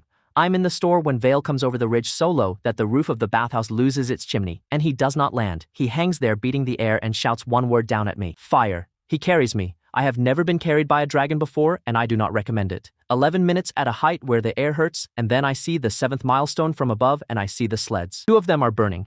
One has gone through the ice at the edge of the track. There are men on the ground and there are dogs down, and there is a great scorched half circle in the snow, black in the middle, and standing in the middle of that is a man with a fire staff. Calder has 10 with him, not Embercrown. They are office assessors with a writ pinned to the lead sled, and the writ says seizure of unlicensed goods, and the goods are 400 lanterns and 11 tons of flour. Vale comes down on the line of them like a barn falling out of the sky, and 8 of the 10 run so fast they leave their weapons. Calder does not run. He gets 2 fireballs off and both of them go wide because Vale is a great deal faster than he was 6 weeks ago, and then he is on his back in the snow with a claw the size of a plow over his chest, and Vale looks at me. He says, Master Ray, say the word. I want to say it. There is a driver called On, lying 20 feet away with the whole left side of his coat burnt into his skin, and there are 4 dogs dead in the traces. And Mira is on her knees by the 3rd sled holding a hand that has gone the color of a plum. I say, let him up. I get down in the snow next to Caldervosh and I take the writ off the sled and I read it, all of it, out loud, so that his own men can hear it from where they are standing. I tell him what the writ does not cover, which is a road it does not own, a convoy carrying food, and a driver he has burnt. And I tell him that a man who burns a driver over 400 lanterns has stopped being a hunter and become a debt collector with a nicer coat. He spits at me.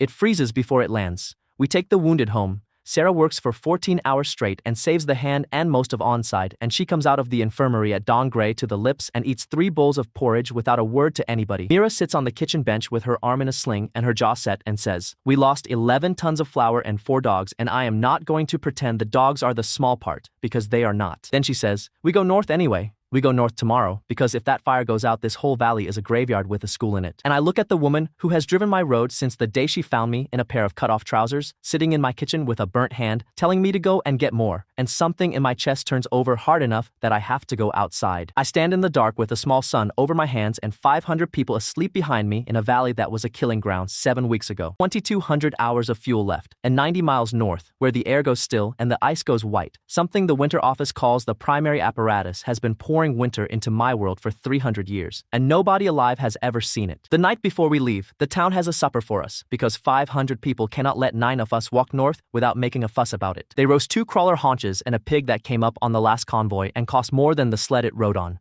The school children sing something. Nen conducts them with a wooden spoon and is unbearable about it afterwards. Dale lies along the north side of the square with 100 people leaning on him like he is a wall, which he permits, and about which he complains for a full hour the next day. Mira finds me on the roof of the ledger house at midnight with her arm still strapped, and she sits down on the ridge tile beside me and hands me a flat parcel wrapped in sacking. It is a coat, not a guild coat. A driver coat, oiled canvas over 3 layers of wool, cut long with a fur collar and a pocket inside the left breast exactly the size of a matchbox. She says her father wore it for 19 years on this road, and she has been carrying it in the bottom of the number 2 sled since the day she met me, waiting to see if I turned out to be worth it. I ask her what the verdict is. She looks out at the lights of a town that did not exist 12 weeks ago and says, provisionally favorable, and knocks her shoulder against mine, and neither of us says anything for a while after that.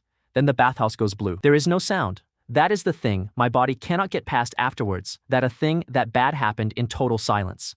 The light in the bathhouse windows turns from lamp yellow to a deep blue in about half a second, and then the windows go white and burst outward in a spray of powder. The air over the roof folds. That is the only way I can describe it. It bends, like heat over a fire, except going the other way, and everything it touches stops. Steam stops. The water in the runnels stops mid-pour, standing up in shapes. 9 people in the square between the bathhouse and the kitchen go down where they stand. I am off the roof and running before I know I have moved, with the core hammering against my chest, and the window in front of my eyes is screaming a line I have never seen. Cold, source grade, uncontained. Conversion rate exceeded. Surplus cold is passing the boundary, which means the core cannot drink it fast enough, which means for the first time since the 11th minute of my life in this valley, the warm ring is losing. I see the edge of it come at me across the square, a gray line moving over the ground like a spill, and the grass goes white in front of it, and I do the only thing I can think of. I take the core off my chest and I throw it straight into the middle of the bathhouse doorway, into the throat of the thing, because the closer it sits, the faster it drinks. The whole building goes up in steam with a noise like a dropped mountain.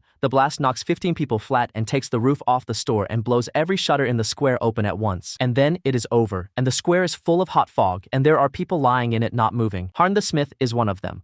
44 years old, came up on the second convoy from Coldmouth with a hammer and a wife and a dog, built every hinge and every rack and every lantern frame in this town. He was in the bathhouse. He does not come out of it. There is another, the old alpha, the wolf who lay down in my mud on the 4th night and started all of this by deciding not to eat me, is lying across the doorway of the school with 2 children under him, and he is white through, and he is dead. The children are alive. He put himself over the door and he held it, and whatever a wolf understands about doors, he understood that one. Sarah works until noon the next day. She loses Harn, who is gone before I ever got there, and she saves 7 of the 9. Pell has 2 fingers that go black at the tips, and she takes them off at the first joint on the kitchen table, with Nen holding the lamp and not crying, and Pell keeps writing with that hand for the rest of his life. We find the jar in the ashes. Iron, banded, wax seal broken, and there are 4 more in a satchel under the boards of the drying room with a Coldmouth freight tag on it. And Toller finds the man who carried them, because the man does not run. He is sitting on the store steps with his head in his hands waiting. His name is Vesk. He came up with the 4th family convoy, and he has been laying stone for us for a month. He has a wife and 3 children living in an office house on the north side of Coldmouth. The office pays the rent, and 6 days ago a warden clerk explained to him what happens to a family in an office house. They paid him 900 marks. He tells us all of that without being asked. He tells us where the other jars are before anybody has finished tying his hands. 500 people stand in that square, and they want a rope.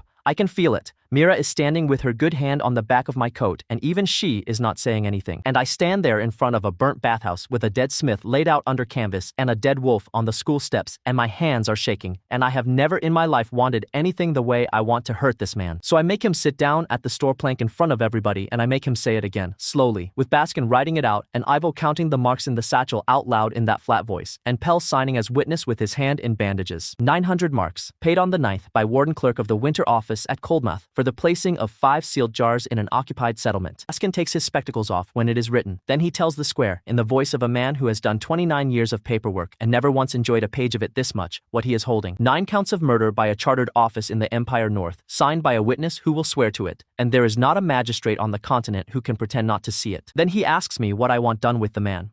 I look at Vesk. He is 30-something, and he cannot lift his head, and his hands are on the plank in front of him, and they are shaking harder than mine. I say, he sits in the 3rd ring tonight, and he pays his core in the morning like everybody else. And then he goes south on the first sled, and he says all of that out loud in the Coldmouth Square in front of his own street. Somebody at the back shouts that I am soft. It is not one of my people, it is a driver in off the road, and Mira turns around so fast that he takes his hat off. I say, look at the door of the school. There is a wolf on it who is dead because a man wanted his family kept warm. Then I say the thing that has been sitting under my ribs since the door shut in my face at the hollow gate. I say, the winter office runs on the same trick my old company ran on, and it is the oldest trick in the North. Make a man cold, then charge him for the fire, then tell him what he had to do to get it. I say, I am not going to run this place that way, and if that makes me soft, then you are all welcome to go and be hard somewhere with less soup in it. Nobody in that square says anything else after that, and the quiet goes on long enough to be uncomfortable. Vesk sits in the 3rd ring that night, and nobody speaks to him, and nobody touches him. In the morning, Nen will not take anything off him because Pell has ruled that no man pays for 9 dead with a slate chip, and he goes south with the debt left open in the book. 2 weeks later, he stands up in the Coldmouth Square and says it all out loud, and 7 office men try to get him off the step, and 400 people who have all bought a lantern from my sleds do not let them. That happens 2 weeks later. That night, I stand in the wreck of my bathhouse with the core in my hand and the 4 unopened jars at my feet. I feed them to it, one after another, and I watch the reserve go up like a tide. Reserve extended, 4,100 hours, 8,200, 12,300, 16,400. 2 years of fuel in my hands, out of 4 bottles, and every bottle of it was drawn from the same place. And then the window does a thing it has never done, because I have never given it 4 identical samples in a row to compare. Source triangulation complete. Origin of deep cold sample, 94 miles, bearing north by northeast. Classification, artificial. Signature, continuous. No cycle, no stop. And I sit with that one for a while, because every machine I have ever worked near has a stop in it somewhere. Artificial. I stand there in the steam with the whole square behind me, and I read that word about 6 times. The cold that killed Harn the Smith, and the cold that killed the wolf on the school steps, and the cold that has been sitting on the north of this world since before anybody wrote a book about it, is coming out of something that was built. Go north in the morning, 9 of us. Vale carries the heavy loads and flies wide of the column. Mira drives the lead team with one hand and refuses every offer of help so flatly that people stop offering by the 2nd hour. Sarah comes with a bag of stitched wraps and an opinion about frostbite that she delivers to everybody every night whether they want it or not. Toller comes with a shield strapped to a sled because he says the shield has not earned its keep in 12 weeks. Wex comes. He asks on the last evening, standing at the edge of the light with his hood down, and he says 3 sentences and no more. He says he scouted every mile of that valley for 4 years for the Ember Crown. He says, I have run the north track past the 60-mile stone, and I am the only man alive in this town who has. And he says, I shut a door on you and I did not think about it again for a month, and I would like to walk in front of you for a while. I tell him he walks in front and that if I catch him behind me, I will leave him where he stands. He nods like a man being handed exactly what he asked for. He stays. He does not want to. He stands in the road with his bandaged hand and argues with me for 10 minutes, and finally, I put the whole ledger in his good arm and tell him the truth, which is that a town with 500 people in it and no book is a fight waiting to start. Nen stays with him, and Baskin stays to keep the Ritz off us, and Ivo stays to run the plank, and the last thing I see of my town is 2 children standing on the roof of the ledger house getting smaller. 94 miles north by northeast, 16,000 hours in the bank, a coat with a matchbox pocket, a dragon overhead, and 8 people at my back, walking into the place that even the dragons will not go. The first thing the north takes from you is sound. At 40 miles, the wind stops arguing and just sits there at minus 220. At 50, the dogs go quiet, not tired, quiet, and they stop looking sideways at things. At 60, there is no noise at all except our own boots, and our own boots sound wrong. Second thing it takes is space. I watch it happen on the window every morning like a man watching a tide come in. Ambient cold rising, conversion rate exceeded, surplus cold passing the boundary. Effective warm radius reduced. At the 9th ring, my circle was 1.5 miles across. At the 40 milestone, it is 400 paces. At 60, it is 90. At 70, it is 31, which is the length of 2 sleds and a dog team with nothing to spare at either end. The reserve, meanwhile, is climbing like a fever. 18,000 hours, 22,000, 29,000. Mira puts it best on the 4th night, sitting with her back against a sled inside a circle of warm ground you could throw a stone across.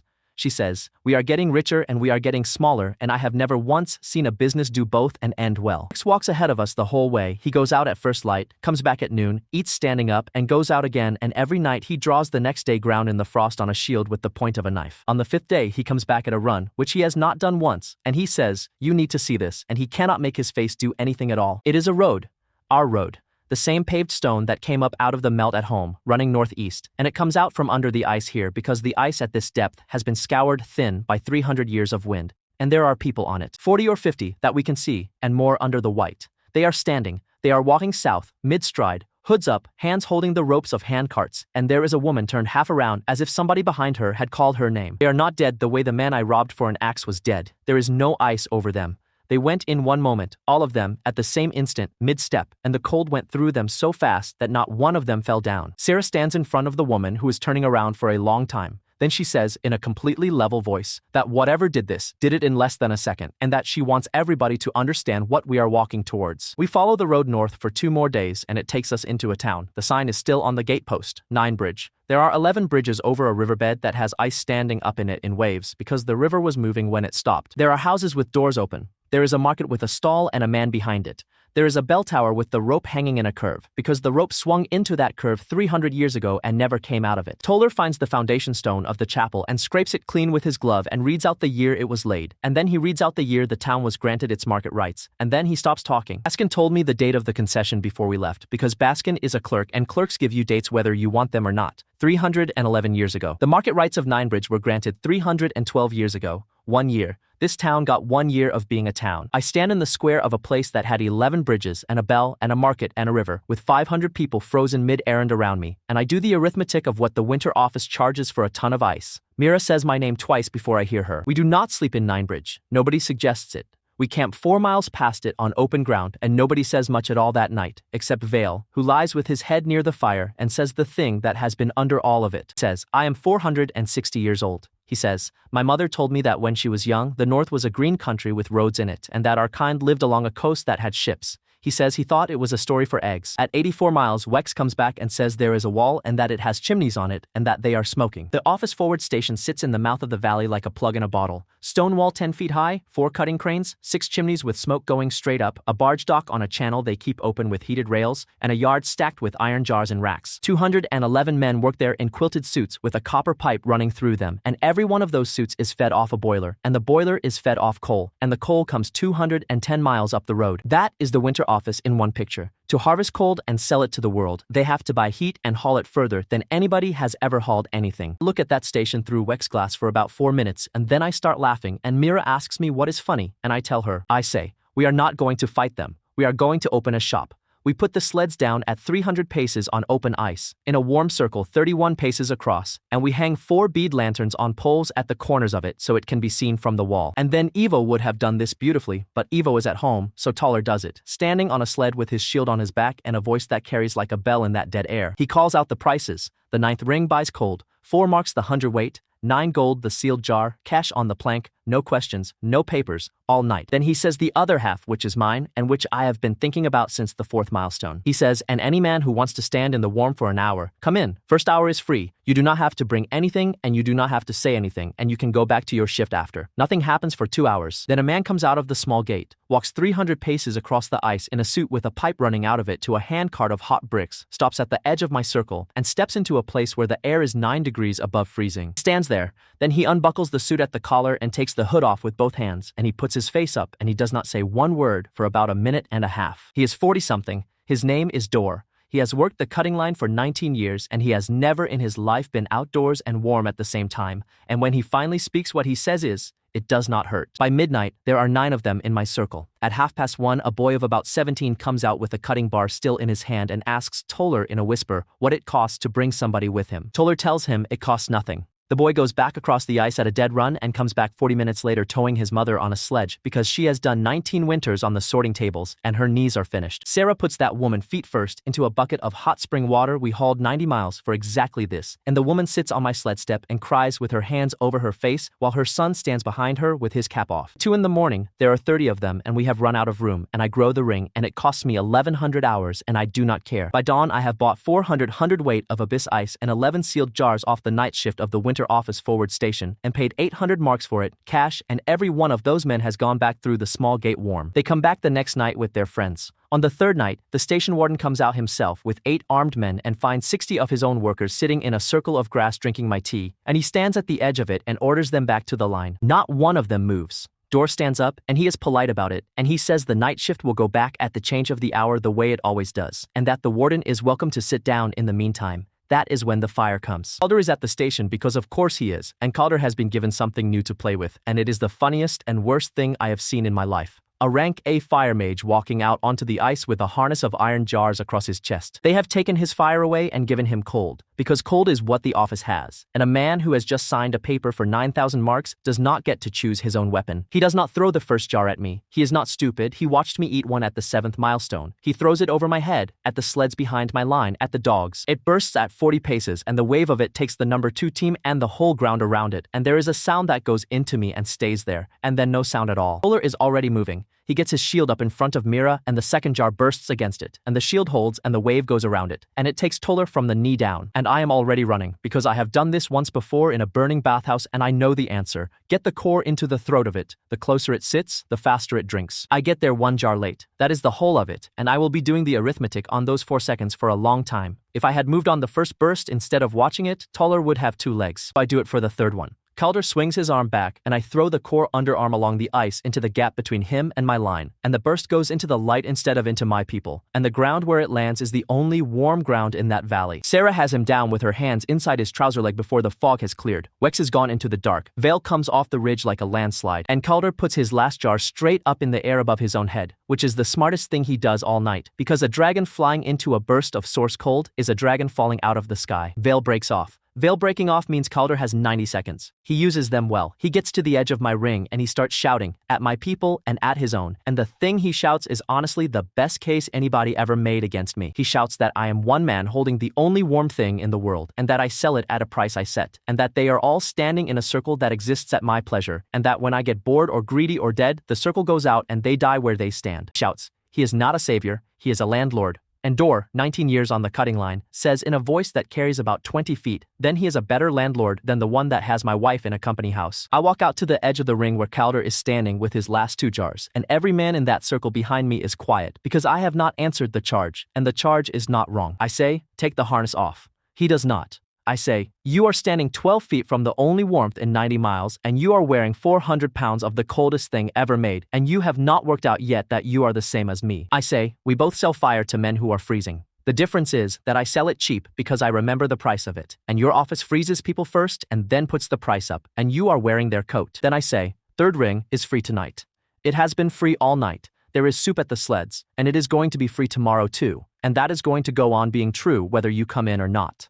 He stands there for 11 seconds. I count them. Then he turns around and walks back to the station, and the station gate does not open for him, because the station warden has seen 60 of his own men in my circle and has worked out who is going to be blamed for it, and Calder is the only man in the district with a signature on a paper. Leave him outside, his own side. He sits down at 200 paces on the ice with 3 jars and a cold staff in the dark between 2 fires he cannot go to, and that is where he stays. We lose the number 2 team, all 6 dogs. We lose 2 of Mira drivers. Toller loses his left leg below the knee and does not stop apologizing for it for 12 days. And Sarah tells him on day 12 that if he apologizes one more time, she will take the other one. And in the morning, while we are burying what can be buried in a cairn of stones on the ice, Wex comes back from the north with white on his eyelashes and his mouth working, says, I found it. He has to say the rest twice because the first time none of us take it in. He says, it is 9 miles up the valley behind the station, and there is a shaft in the mountain, and there is a stair, and the cold is coming up the shaft like a river runs down a hill. He says, and there is a plaque at the top of the stair in imperial script, and it is signed. Go around the station in the dark on the 9th night. 60 of the night shift know we are going, and not one of them says a word to anybody. And Dor walks us 4 miles up the valley himself and turns back at the ridge with a bead lantern I have given him in his fist. The last 9 miles take us a day and a half, because the ring is down to 11 paces now and we walk in a huddle inside it like men in a boat. And then the ground opens up in front of us and there is a stair cut into the mountain, wide enough for 4 carts. Going down, and coming up out of it is a column of white air that goes 200 feet in the sky and then bends south.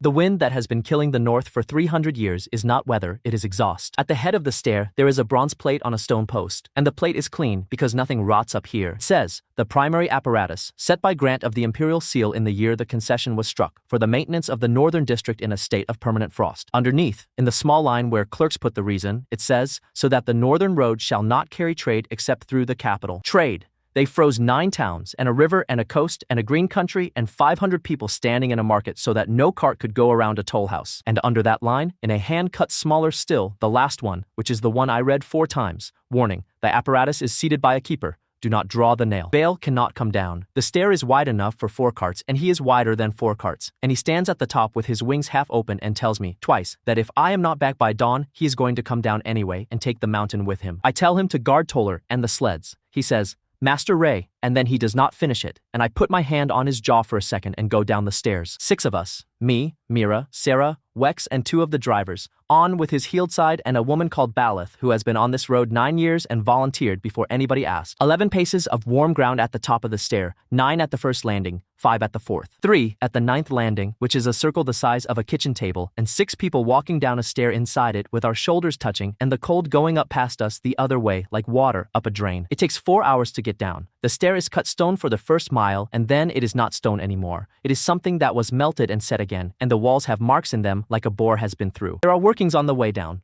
Old ones, iron rails, a winch house, a crane arm, all of it 300 years old and none of it rusted because there has never been water here that could move. And there are lamps. Office lamps, lit, on a chain of hooks down the last half mile, which means somebody has come down here recently and gone back up. Then the stair ends and the world opens. It is a chamber. I say chamber. It is a space under the mountain that I cannot see the far side of, and the floor of it is a lake of white ice that is not flat. It is heaped and torn like a sea in a storm that was told to stop. And in the middle of it, a mile out, standing up out of that frozen sea, there is a nail. That is exactly what it looks like.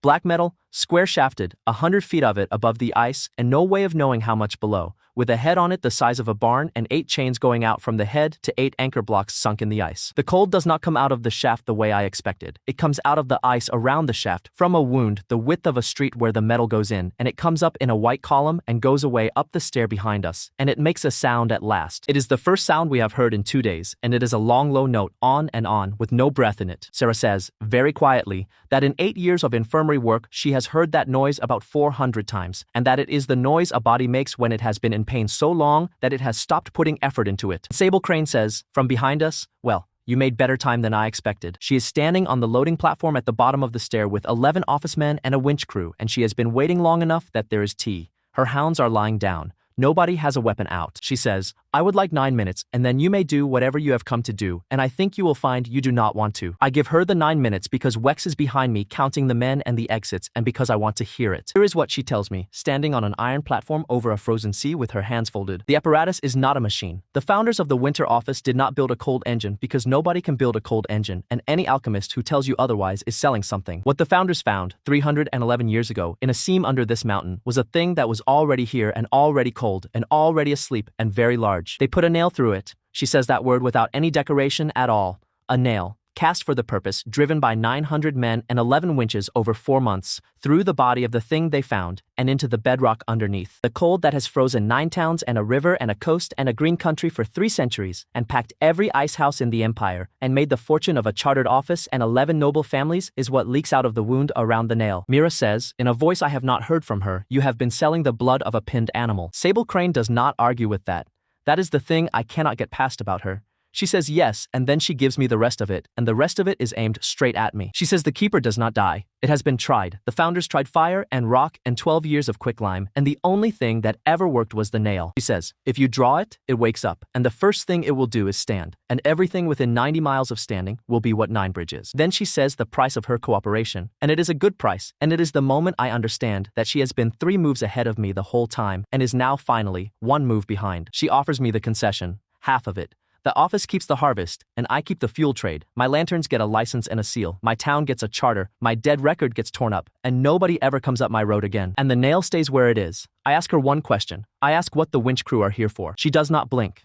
She says, the Empire has taken an interest in the northern shortfall, and the office has been instructed to restore the district to its contract state, and the fastest way to do that is to increase the flow. I say, increase. She says, we drive it another 40 feet. It has been done twice before, once at the founding and once 80 years ago. It doubles the yield for about a century. 80 years ago, I hear Vale in my head saying that for the last 80 years, the deep cold has been getting worse and his wings have not opened all the way. I say, and what does another 40 feet do to the south? And Sybil Crane, warden of the winter office, 45 years old, who has never once lied to me, tells me, the frost line moves about 200 miles down. Coldmouth goes, the pass goes. 9 of the northern provinces get 3 bad winters, she says, and after that, they do not have winters at all anymore. They just have this. She says it the way an engineer says a bridge will take 7 months. And then she says the sentence that ends the negotiation, because she cannot help herself, because she is proud of it. She says, if we cannot sell the North, Mr. Calder, we will sell the Empire its own winter, and they will pay more for it than they ever paid for ice. I say no. She says she thought that would be the answer. Then she lifts her hand, and the winch crew start the engines, and 11 office men step in front of the platform stair, and she says, quite kindly, that she would prefer it if nobody had to be hurt while the work is done. What happens next takes about 4 minutes, and I remember all of it in pieces, and the pieces do not line up in the right order even now. Wex goes first, past me, at the 11 men, and he does not fight them. He goes low through the middle of them, and he does the thing he has done for 4 years for wages, which is get to a door before anybody else does. The door is the winch house. He gets inside it, and he throws the bar across it from the inside, and he stays in there with 2 of the crew and the drive shaft, and the winches stop. Sybil Crane says, get him out of there. They cannot get him out. He has the bar, and he has the shaft, and the door is office iron, built to keep the cold out, and it keeps 11 men out just as well.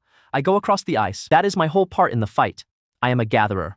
Mira and Balath take the platform stair with sled hooks. Sarah drags on behind a bollard and shouts at him about his stitches while she does it. And I run out onto a frozen sea towards a nail a mile away with a small sun in both hands. The cold on that ice is past anything I have words for. The warm circle is down to a shape the size of a bathtub, and I run inside it with my head down and my coat smoking at the hem. Behind me somebody starts shooting, and the bolts go wide, because it is dark, and I am the only warm thing on a white plane, and every one of them was hired to cut ice. At 600 paces, the shape of it starts to be visible under the surface, not the nail. The thing the nail is in. There is a body under the ice. It goes away in both directions further than I can see. There is a curve like a shoulder under 100 feet of white, and further off a slope that has to be a hip, and the whole floor of this chamber is not a floor. At 300 paces, I can see a hand. It is out to the left of me under the ice, palm up, fingers loosely open, each finger about as long as a freight sled, and there is a frost pattern all over it that moves. At 100 paces, the noise stops being a noise and becomes a thing that goes through my chest, and I stop running, and I walk the last of it. The nail comes out of the ice through what I am fairly sure is a shoulder. The wound around it is a crater of blue and white, and the cold pours out of it in a column, and where it pours the ice heaps up and cracks and heaps again, 300 years of it. I stand at the edge, and I hold the core out and I let it drink at the source. Fuel accepted. Deep cold. Source. Direct. Reserve extended. 9,000 hours. 19,000. 41,000. Column bends. It bends towards my hands like smoke towards a window, and the core takes it, and the numbers go past anything I can hold in my head. 90,000 hours. 200,000. 409,000. And the core grows. It has been the size of my fist since the first night. It goes to the size of an apple and then a melon, and it lifts off my palms and hangs a foot above them, and the light coming off it turns the whole white sea gold out to a mile in every direction. Behind me, a mile back on the platform, I hear a woman scream at her men to get to the barge, which is the first time Sybil Crane has raised her voice in my hearing. The wound starts to close. I did not expect that. I'm standing there feeding on a river of cold, and the crater around the nail is going quiet. The heaping stops, the cracks stop moving, and the terrible long note in the air drops in pitch by about a half. Under the ice, 40 feet down, something the size of a hill opens its eyes. They are not eyes the way a person has eyes. They are 2 places where the ice goes clear, and there is a great deal of attention behind them, and all of it arrives on me at once. I stand still. I do not know what else to do. I am one man in a coat with a light in my hands, and I am standing on the chest of the oldest thing in the world. And it looks at the core, and then it looks at the nail, and then it looks at me again, and the note in the air changes, and I understand it the way you understand a dog, which is not in words at all. It wants the nail out, I say, out loud, on an ice field a mile from another human being. I do not know if I can. The core answers instead of the keeper. The window opens in front of my face, and it is a line I have never seen, and it is short. Object detected, Imperial Cold Nail, primary apparatus. This object is a cold anchor. It is fuel. I put both hands on the shaft of the nail. It is like putting your hands on the outside of a bell that is being struck. My arms go dead to the elbow. The core comes down beside my head, and it starts to eat the nail from the top, and black metal that 900 men drove in over 4 months goes into the light like sugar in tea. 10 feet of it. 20. The chains go slack, and then the anchors come out of the ice with a bang like a ship breaking up, and one of them goes past me end over end and takes the top off an ice ridge 400 paces away, 50 feet. 70. And when the last of it comes out of the wound, the whole chamber goes silent for 1 full second. I look down at a hole in a white shoulder that is closing over like a spring melt, and I think, with the complete stupidity of a man who has been awake for 2 days, that I have done a good thing. Then the frozen sea I'm standing on begins to move, and it does not move the way ice moves. I get about 6 seconds of warning, which is the time it takes the crack to run out from the wound to under my boots. Then the ice heaves, and I go up with it, and the entire frozen floor of that chamber breaks into plates the size of town squares. It stands up. I cannot describe the size of it, honestly, because my eye would not take it in. A shoulder comes up through 100 feet of ice the way a whale comes up through a slick. Then an arm. Then a head with no face on it at all, and it goes up and up until it is standing in the shaft of its own exhaust. The roof of the chamber does not stop it. The roof of the chamber is a mile of mountain, and it comes off the top like a lid, and daylight comes down into a place that has not had daylight since the world was warm. I am lying on a tilted plate of ice, holding a sun the size of a melon, and above me a white shape 140 feet tall turns its head south, towards the pass, towards the valley, towards the only warm thing in the northern world. Towards my town. Winch house goes down with the third plate, and it goes down fast, and there is nothing anybody can do from 400 paces away. I see it from 400 paces away, lying on my back on a slab of tilted ice with the sun over my chest. The whole platform corner shears off, and the little iron building on the end of it goes into the white with the door still barred from the inside. Wex is in it. Wex, who scouted this valley for 4 years for wages, who stood behind a glass door with his arms folded while a man begged him to open it, and who came to me on the last evening and asked to walk in front. He held that door shut for 9 minutes so that nobody could drive a nail 40 feet further into the world, and then he went down with it, and I never got to say one useful thing to him. Chamber comes apart for a long time after that.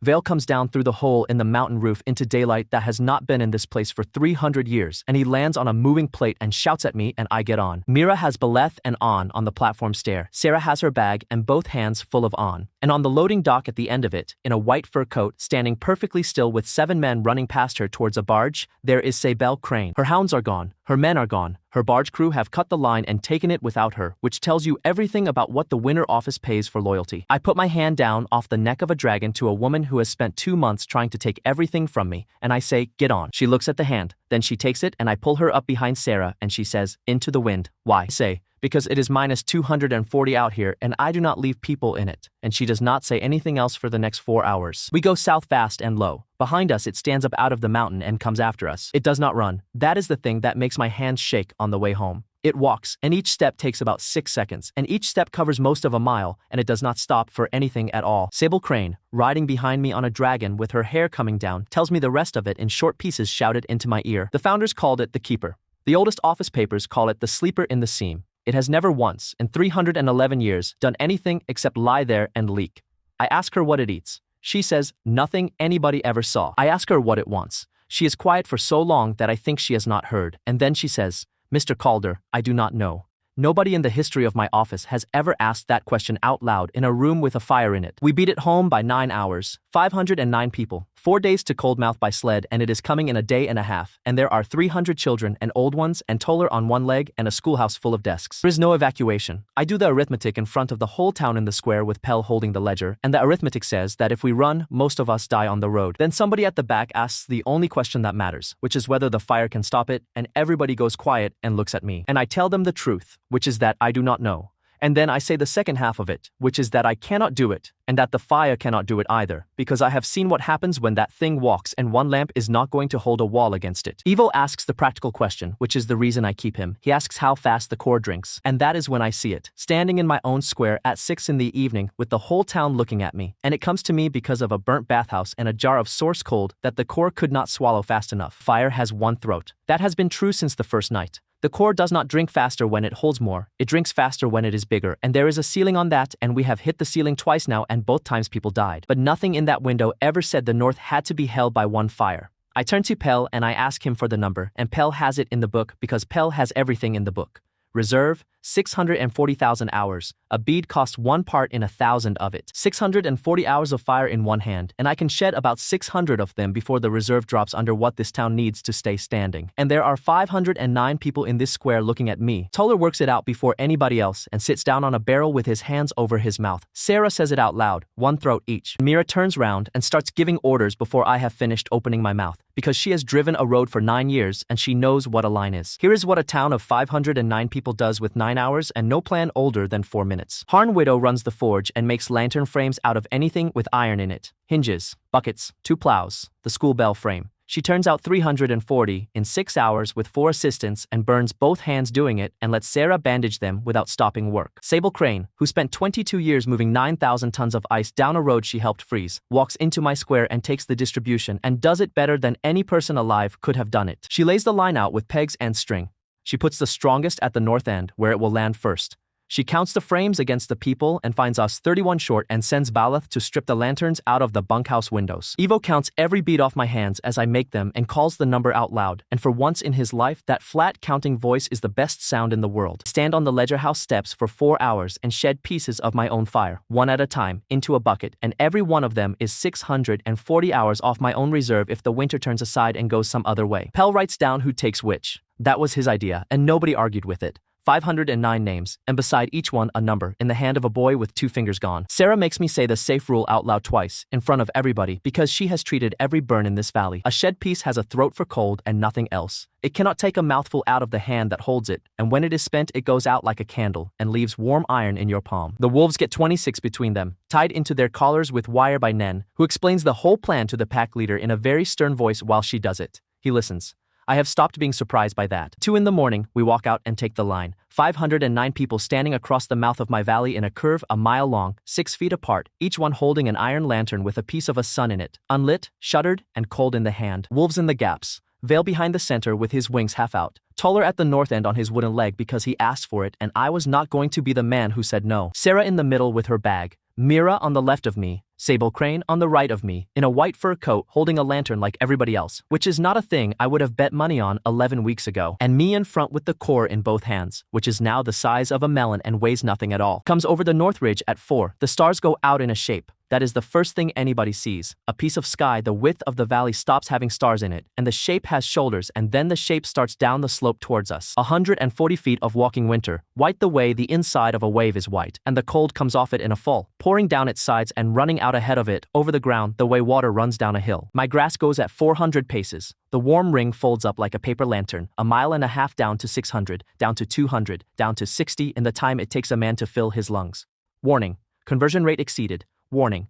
Boundary failing. I turn around and look down that line, and there are 500 faces I know, and every one of them is watching me, and not the thing coming down the hill, and I have never been so frightened of letting anybody down in my life. I shout the only order I have ever given in my life that mattered. Open them. 509 shutters go up along a mile of valley floor at the same time, and the dark comes apart. It is the best thing I have ever seen. A curve of small suns in the snow with a person behind each one, and the light going up off the line in a wall, and the whole northern sky white from one side to the other. And the wave hits us. It hits the line and the line does not fold because the wave is not fighting one throat anymore, it is fighting 509 of them at once, and every single one of them is drinking as fast as the first match drank the wind. The sound is enormous. Steam goes up in a wall a mile long and 200 feet high, and inside it people are shouting to each other and I can hear laughing, actual laughing, somewhere down the left of the line. Fuel accepted, fuel accepted, fuel accepted, fuel accepted. The beads grow in their hands, first to the size of an apple, then a fist, then bigger than the frames they are sitting in, and iron peels back off them like paper off a parcel. Down the line, one at a time, people start to lose hold of them. The light does not burn them. It has never burned anybody. A thing the size of a barrel simply will not sit in a pair of hands, and up it goes. They go up slowly, slow enough that a mile of people can stand and watch them climb.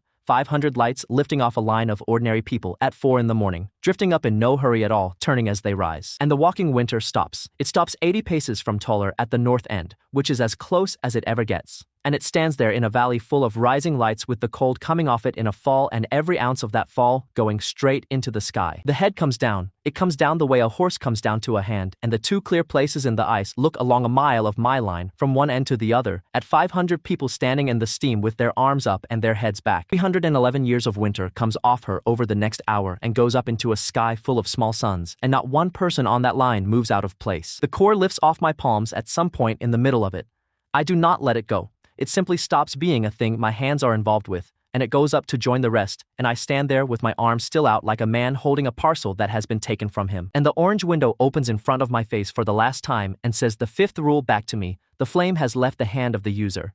Mad Survivor is closing. It does not say goodbye, and I do not get to answer it, and that is the last I ever see of the thing that kept me alive in the snow with 2 points of life in my body. Vale goes up after it. Nobody tells him to, and nobody could have stopped him. 460 years old, a wing with 3 patches in it that a healer put there with her hands, and he climbs up the middle of 500 rising lights in a slow spiral, herding them, turning the strays in with his shoulders the way a dog turns sheep. At the top of it, they come together. That is the moment the sound comes out of everybody at once. 500 people making one noise in a valley. The lights run into each other a mile up over the head of the pass, and they make one thing, and the one thing settles and turns and stays. And then it starts to burn properly. The light comes down on the northern district at 4 in the morning, and it is daylight, real daylight, and it lands on 90 miles of white, and the white starts to steam. Bale comes down in a long slide and hits the road on his belly and skids 40 feet and lies there with his tongue out like a hound after a hunt. And Nen is the first to reach him, and she is shouting at him about his wing. The giant stands up.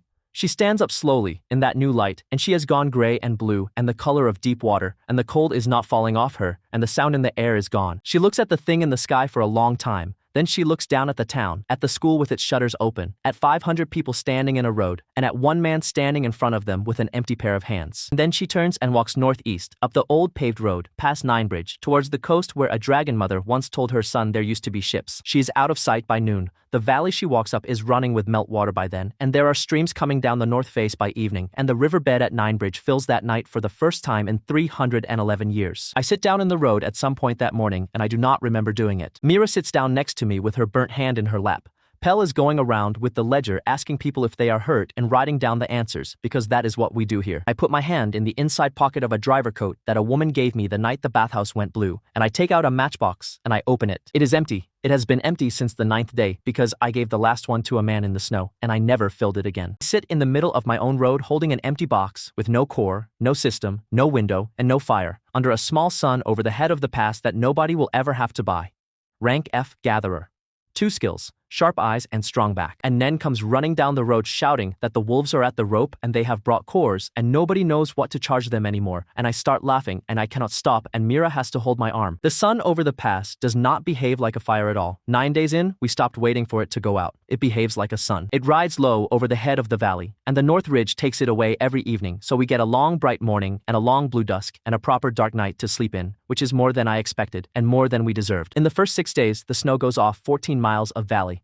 In the 3rd week, the north face starts running, and the streams cut channels through ground that has never had a channel, and we lose a bathhouse to a flood because we built it in the wrong place like idiots. In the 2nd month, the river at Ninebridge comes back. It comes back all at once on a Tuesday, and Baleth is standing on one of the 11 bridges when it does, and she says it arrives with a noise like a crowd coming into a hall. We go up to Ninebridge in the spring with 60 people and 12 sleds, and we spend 14 days there doing the only thing there is to do. The ice lets them go slowly, over about a month, and we take them out of it one at a time and we lay them in the chapel yard, and Sarah writes down everything she can read off them: a ring, a stitched name inside a coat, a tool with a maker mark. 509 of them, which is a number I did not go looking for, and which I noticed on the 2nd day and have not been able to put down since, because that is how many people were standing in my town on the night the keeper knelt. We never learn the name of the woman who was turning around. She gets a stone anyway, and the stone says she was turning to answer somebody, and the town of Ninebridge, 311 years. Pell rings the bell in the tower on the last day. The rope had been holding its curve since the year the market rights were granted, and he takes it in both hands, the good one and the one with 2 fingers gone, and he rings it for about 4 minutes. Nobody tells him to stop.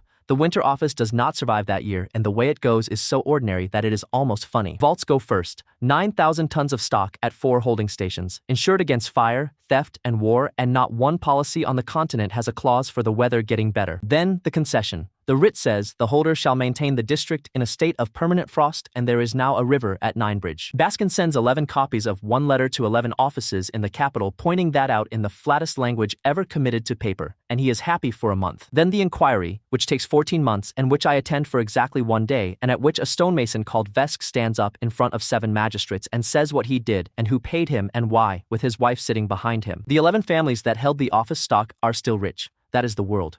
They are rich in a place where nobody buys ice from them anymore, and there is a river in the north that they cannot get a toll on, and I have decided that is enough for me. Sable Crane never goes south to testify. She writes it all down instead, every ledger and route and vault figure for 9 years back, and she sends it, and then she stays here because there is nothing left to go back to. She lives in the 4th cabin. She pays rent, in cash, monthly, and she has refused to let me waive it 4 times. And about 2 months after the sun goes up, she comes into the ledger house and says, "Your road is being run by a woman with 1 good hand and 2 children, and it is going to fall over inside a year, and I would like the job." I hire her the same day. Nobody in this town speaks to her for 2 months. Then a convoy comes in 4 days early with everything on the manifest, and it happens again the next month, and by the autumn, the drivers have started calling her the warden, which she pretends to hate. Mira says she still does not trust her. Then Mira takes her out on the road for 12 days to teach her the mileposts, and they come back arguing about axle grease, and that is the end of that. The wolves stay. I did not think they would, and they did. There is no reason for a frost wolf to sit in a warm valley now because the whole north is warm and there are 11 of them lying outside my kitchen anyway. They work, and nobody in the south believes that when we say it. They run the flanks of every convoy from here to the pass, and there has not been a beast attack on my road in a year and a half. Nen pays them in mutton, marked up on a slate because the ledger has to balance. Vale keeps the gate. I never asked him to. The morning after the sun went up, he walked down to the north end of the road, lay down across the whole width of it, and told the first arriving sled where to park. He has been doing it ever since. He says a road stop needs a doorman and that he is 461 years old and has no intention of taking up farming, and that he likes knowing who is in his valley. 9 more of them have come since, out of the deep north, following the light, and there is a shelf on the east ridge with 4 dragons asleep on it most afternoons, and the town has had to make a rule about landing over the school. Tulla runs the yard on a wooden leg that Harn widow made for him because she was always the better smith in that marriage, and nobody in Coldmouth ever let her hold the hammer. Evo runs the plank. On the first day of the spring accounts, he put 17 marks in a cloth bag on the ledger desk and asked Pell to enter it. Pell asked what for. Ivo said, a share owed, 4 months. Pell wrote it in and made him sign it, and neither of them has ever mentioned it since. Sarah has an infirmary with 14 beds and 2 apprentices, and she has not taken a single day off since the night the bathhouse went blue. In the 3rd month of that year, a man comes up the road in a coat that does not fit him. He comes in on the back of a freight sled with 6 other passengers, and he gets off at the rope like everybody else, and he stands in the queue behind 2 ore drivers and a family from the pass. Caldervosh, rank of fire mage, 35 years old now. No staff, no company, no charter, because the charter went with the office, and the office went with the winter. The queue is long that day. He stands in it for about 20 minutes with his hands in his sleeves, and nobody in that line says a word to him because most of them do not know him, because most of them arrived after. Nen is on the rope. 9 years old. A slate and a piece of chalk, and she does not look up from the slate when he reaches the front. She says the prices. There is no first ring anymore because the whole north is the first ring now. There is a bed in the longhouse, there is a bowl of barley and mutton, there is a bath, and the whole lot together costs 1 copper. Puts a copper on the plank. She writes his name in the book, because everybody who sleeps here goes in the book, and she asks him how to spell it, and he spells it for her. I am standing in the doorway of the store the whole time. He knows I am there. He does not look at me, and I do not go over, and that is the whole reckoning, and it is enough, and I go back inside. He stays 4 days. He works the wood crew for 2 of them, badly, because a fire mage has never carried anything in his life. Then he goes south on the Tuesday convoy, and I have not seen him since. Nen still has the page. She keeps every page. 1 copper paid, no debt outstanding. House with 2 chimneys goes up on the rise above the spring in the summer, and it takes 7 weeks, and I do most of it wrong twice. I do not say anything clever to Miravolk while I am building it. I am not a man who says clever things at the right moment, and she is not a woman who would sit still for it. What I do is put 2 chimneys on it, 1 at each end, because she has told me 6 times that a house with 1 fire is a house where somebody is always cold, and she has been saying it since the first week I met her on the road about other people's houses. She comes up the rise on the day the 2nd chimney is finished, with her harness over her shoulder, and she stands and looks at it for a long time. She says, 2. And I say 2, and she hangs the harness on the nail inside the door and goes in and starts complaining about where I have put the stove. We are married in the autumn in front of 500 people, a dragon, 11 wolves, and a woman who used to be a warden of the winter office, and Pell reads out the accounts of the year at the supper because Nen tells him it is traditional, which it is not, and which it now is. I am 28 years old. I have a wife, a town, a road, a river, a school with 140 children in it, and a small son over the pass that will be there long after everybody at that table is gone. And I have no core, no system, and no window. That last one took some getting used to. For 6 weeks after the keeper walked north, I kept reaching for a thing that was not there, the way a man keeps putting his hand on a tooth that has been pulled. Rank F gatherer. Sharp eyes, which finds what is worth picking up. Strong back, which lets me carry it. Both of them were exactly the right skills for the work, all along, and no crystal on an awakening day was ever going to tell anybody that. The 2nd spring, Baskin comes back from Coldmouth with 1 page out of the writ office and puts it on the table at supper.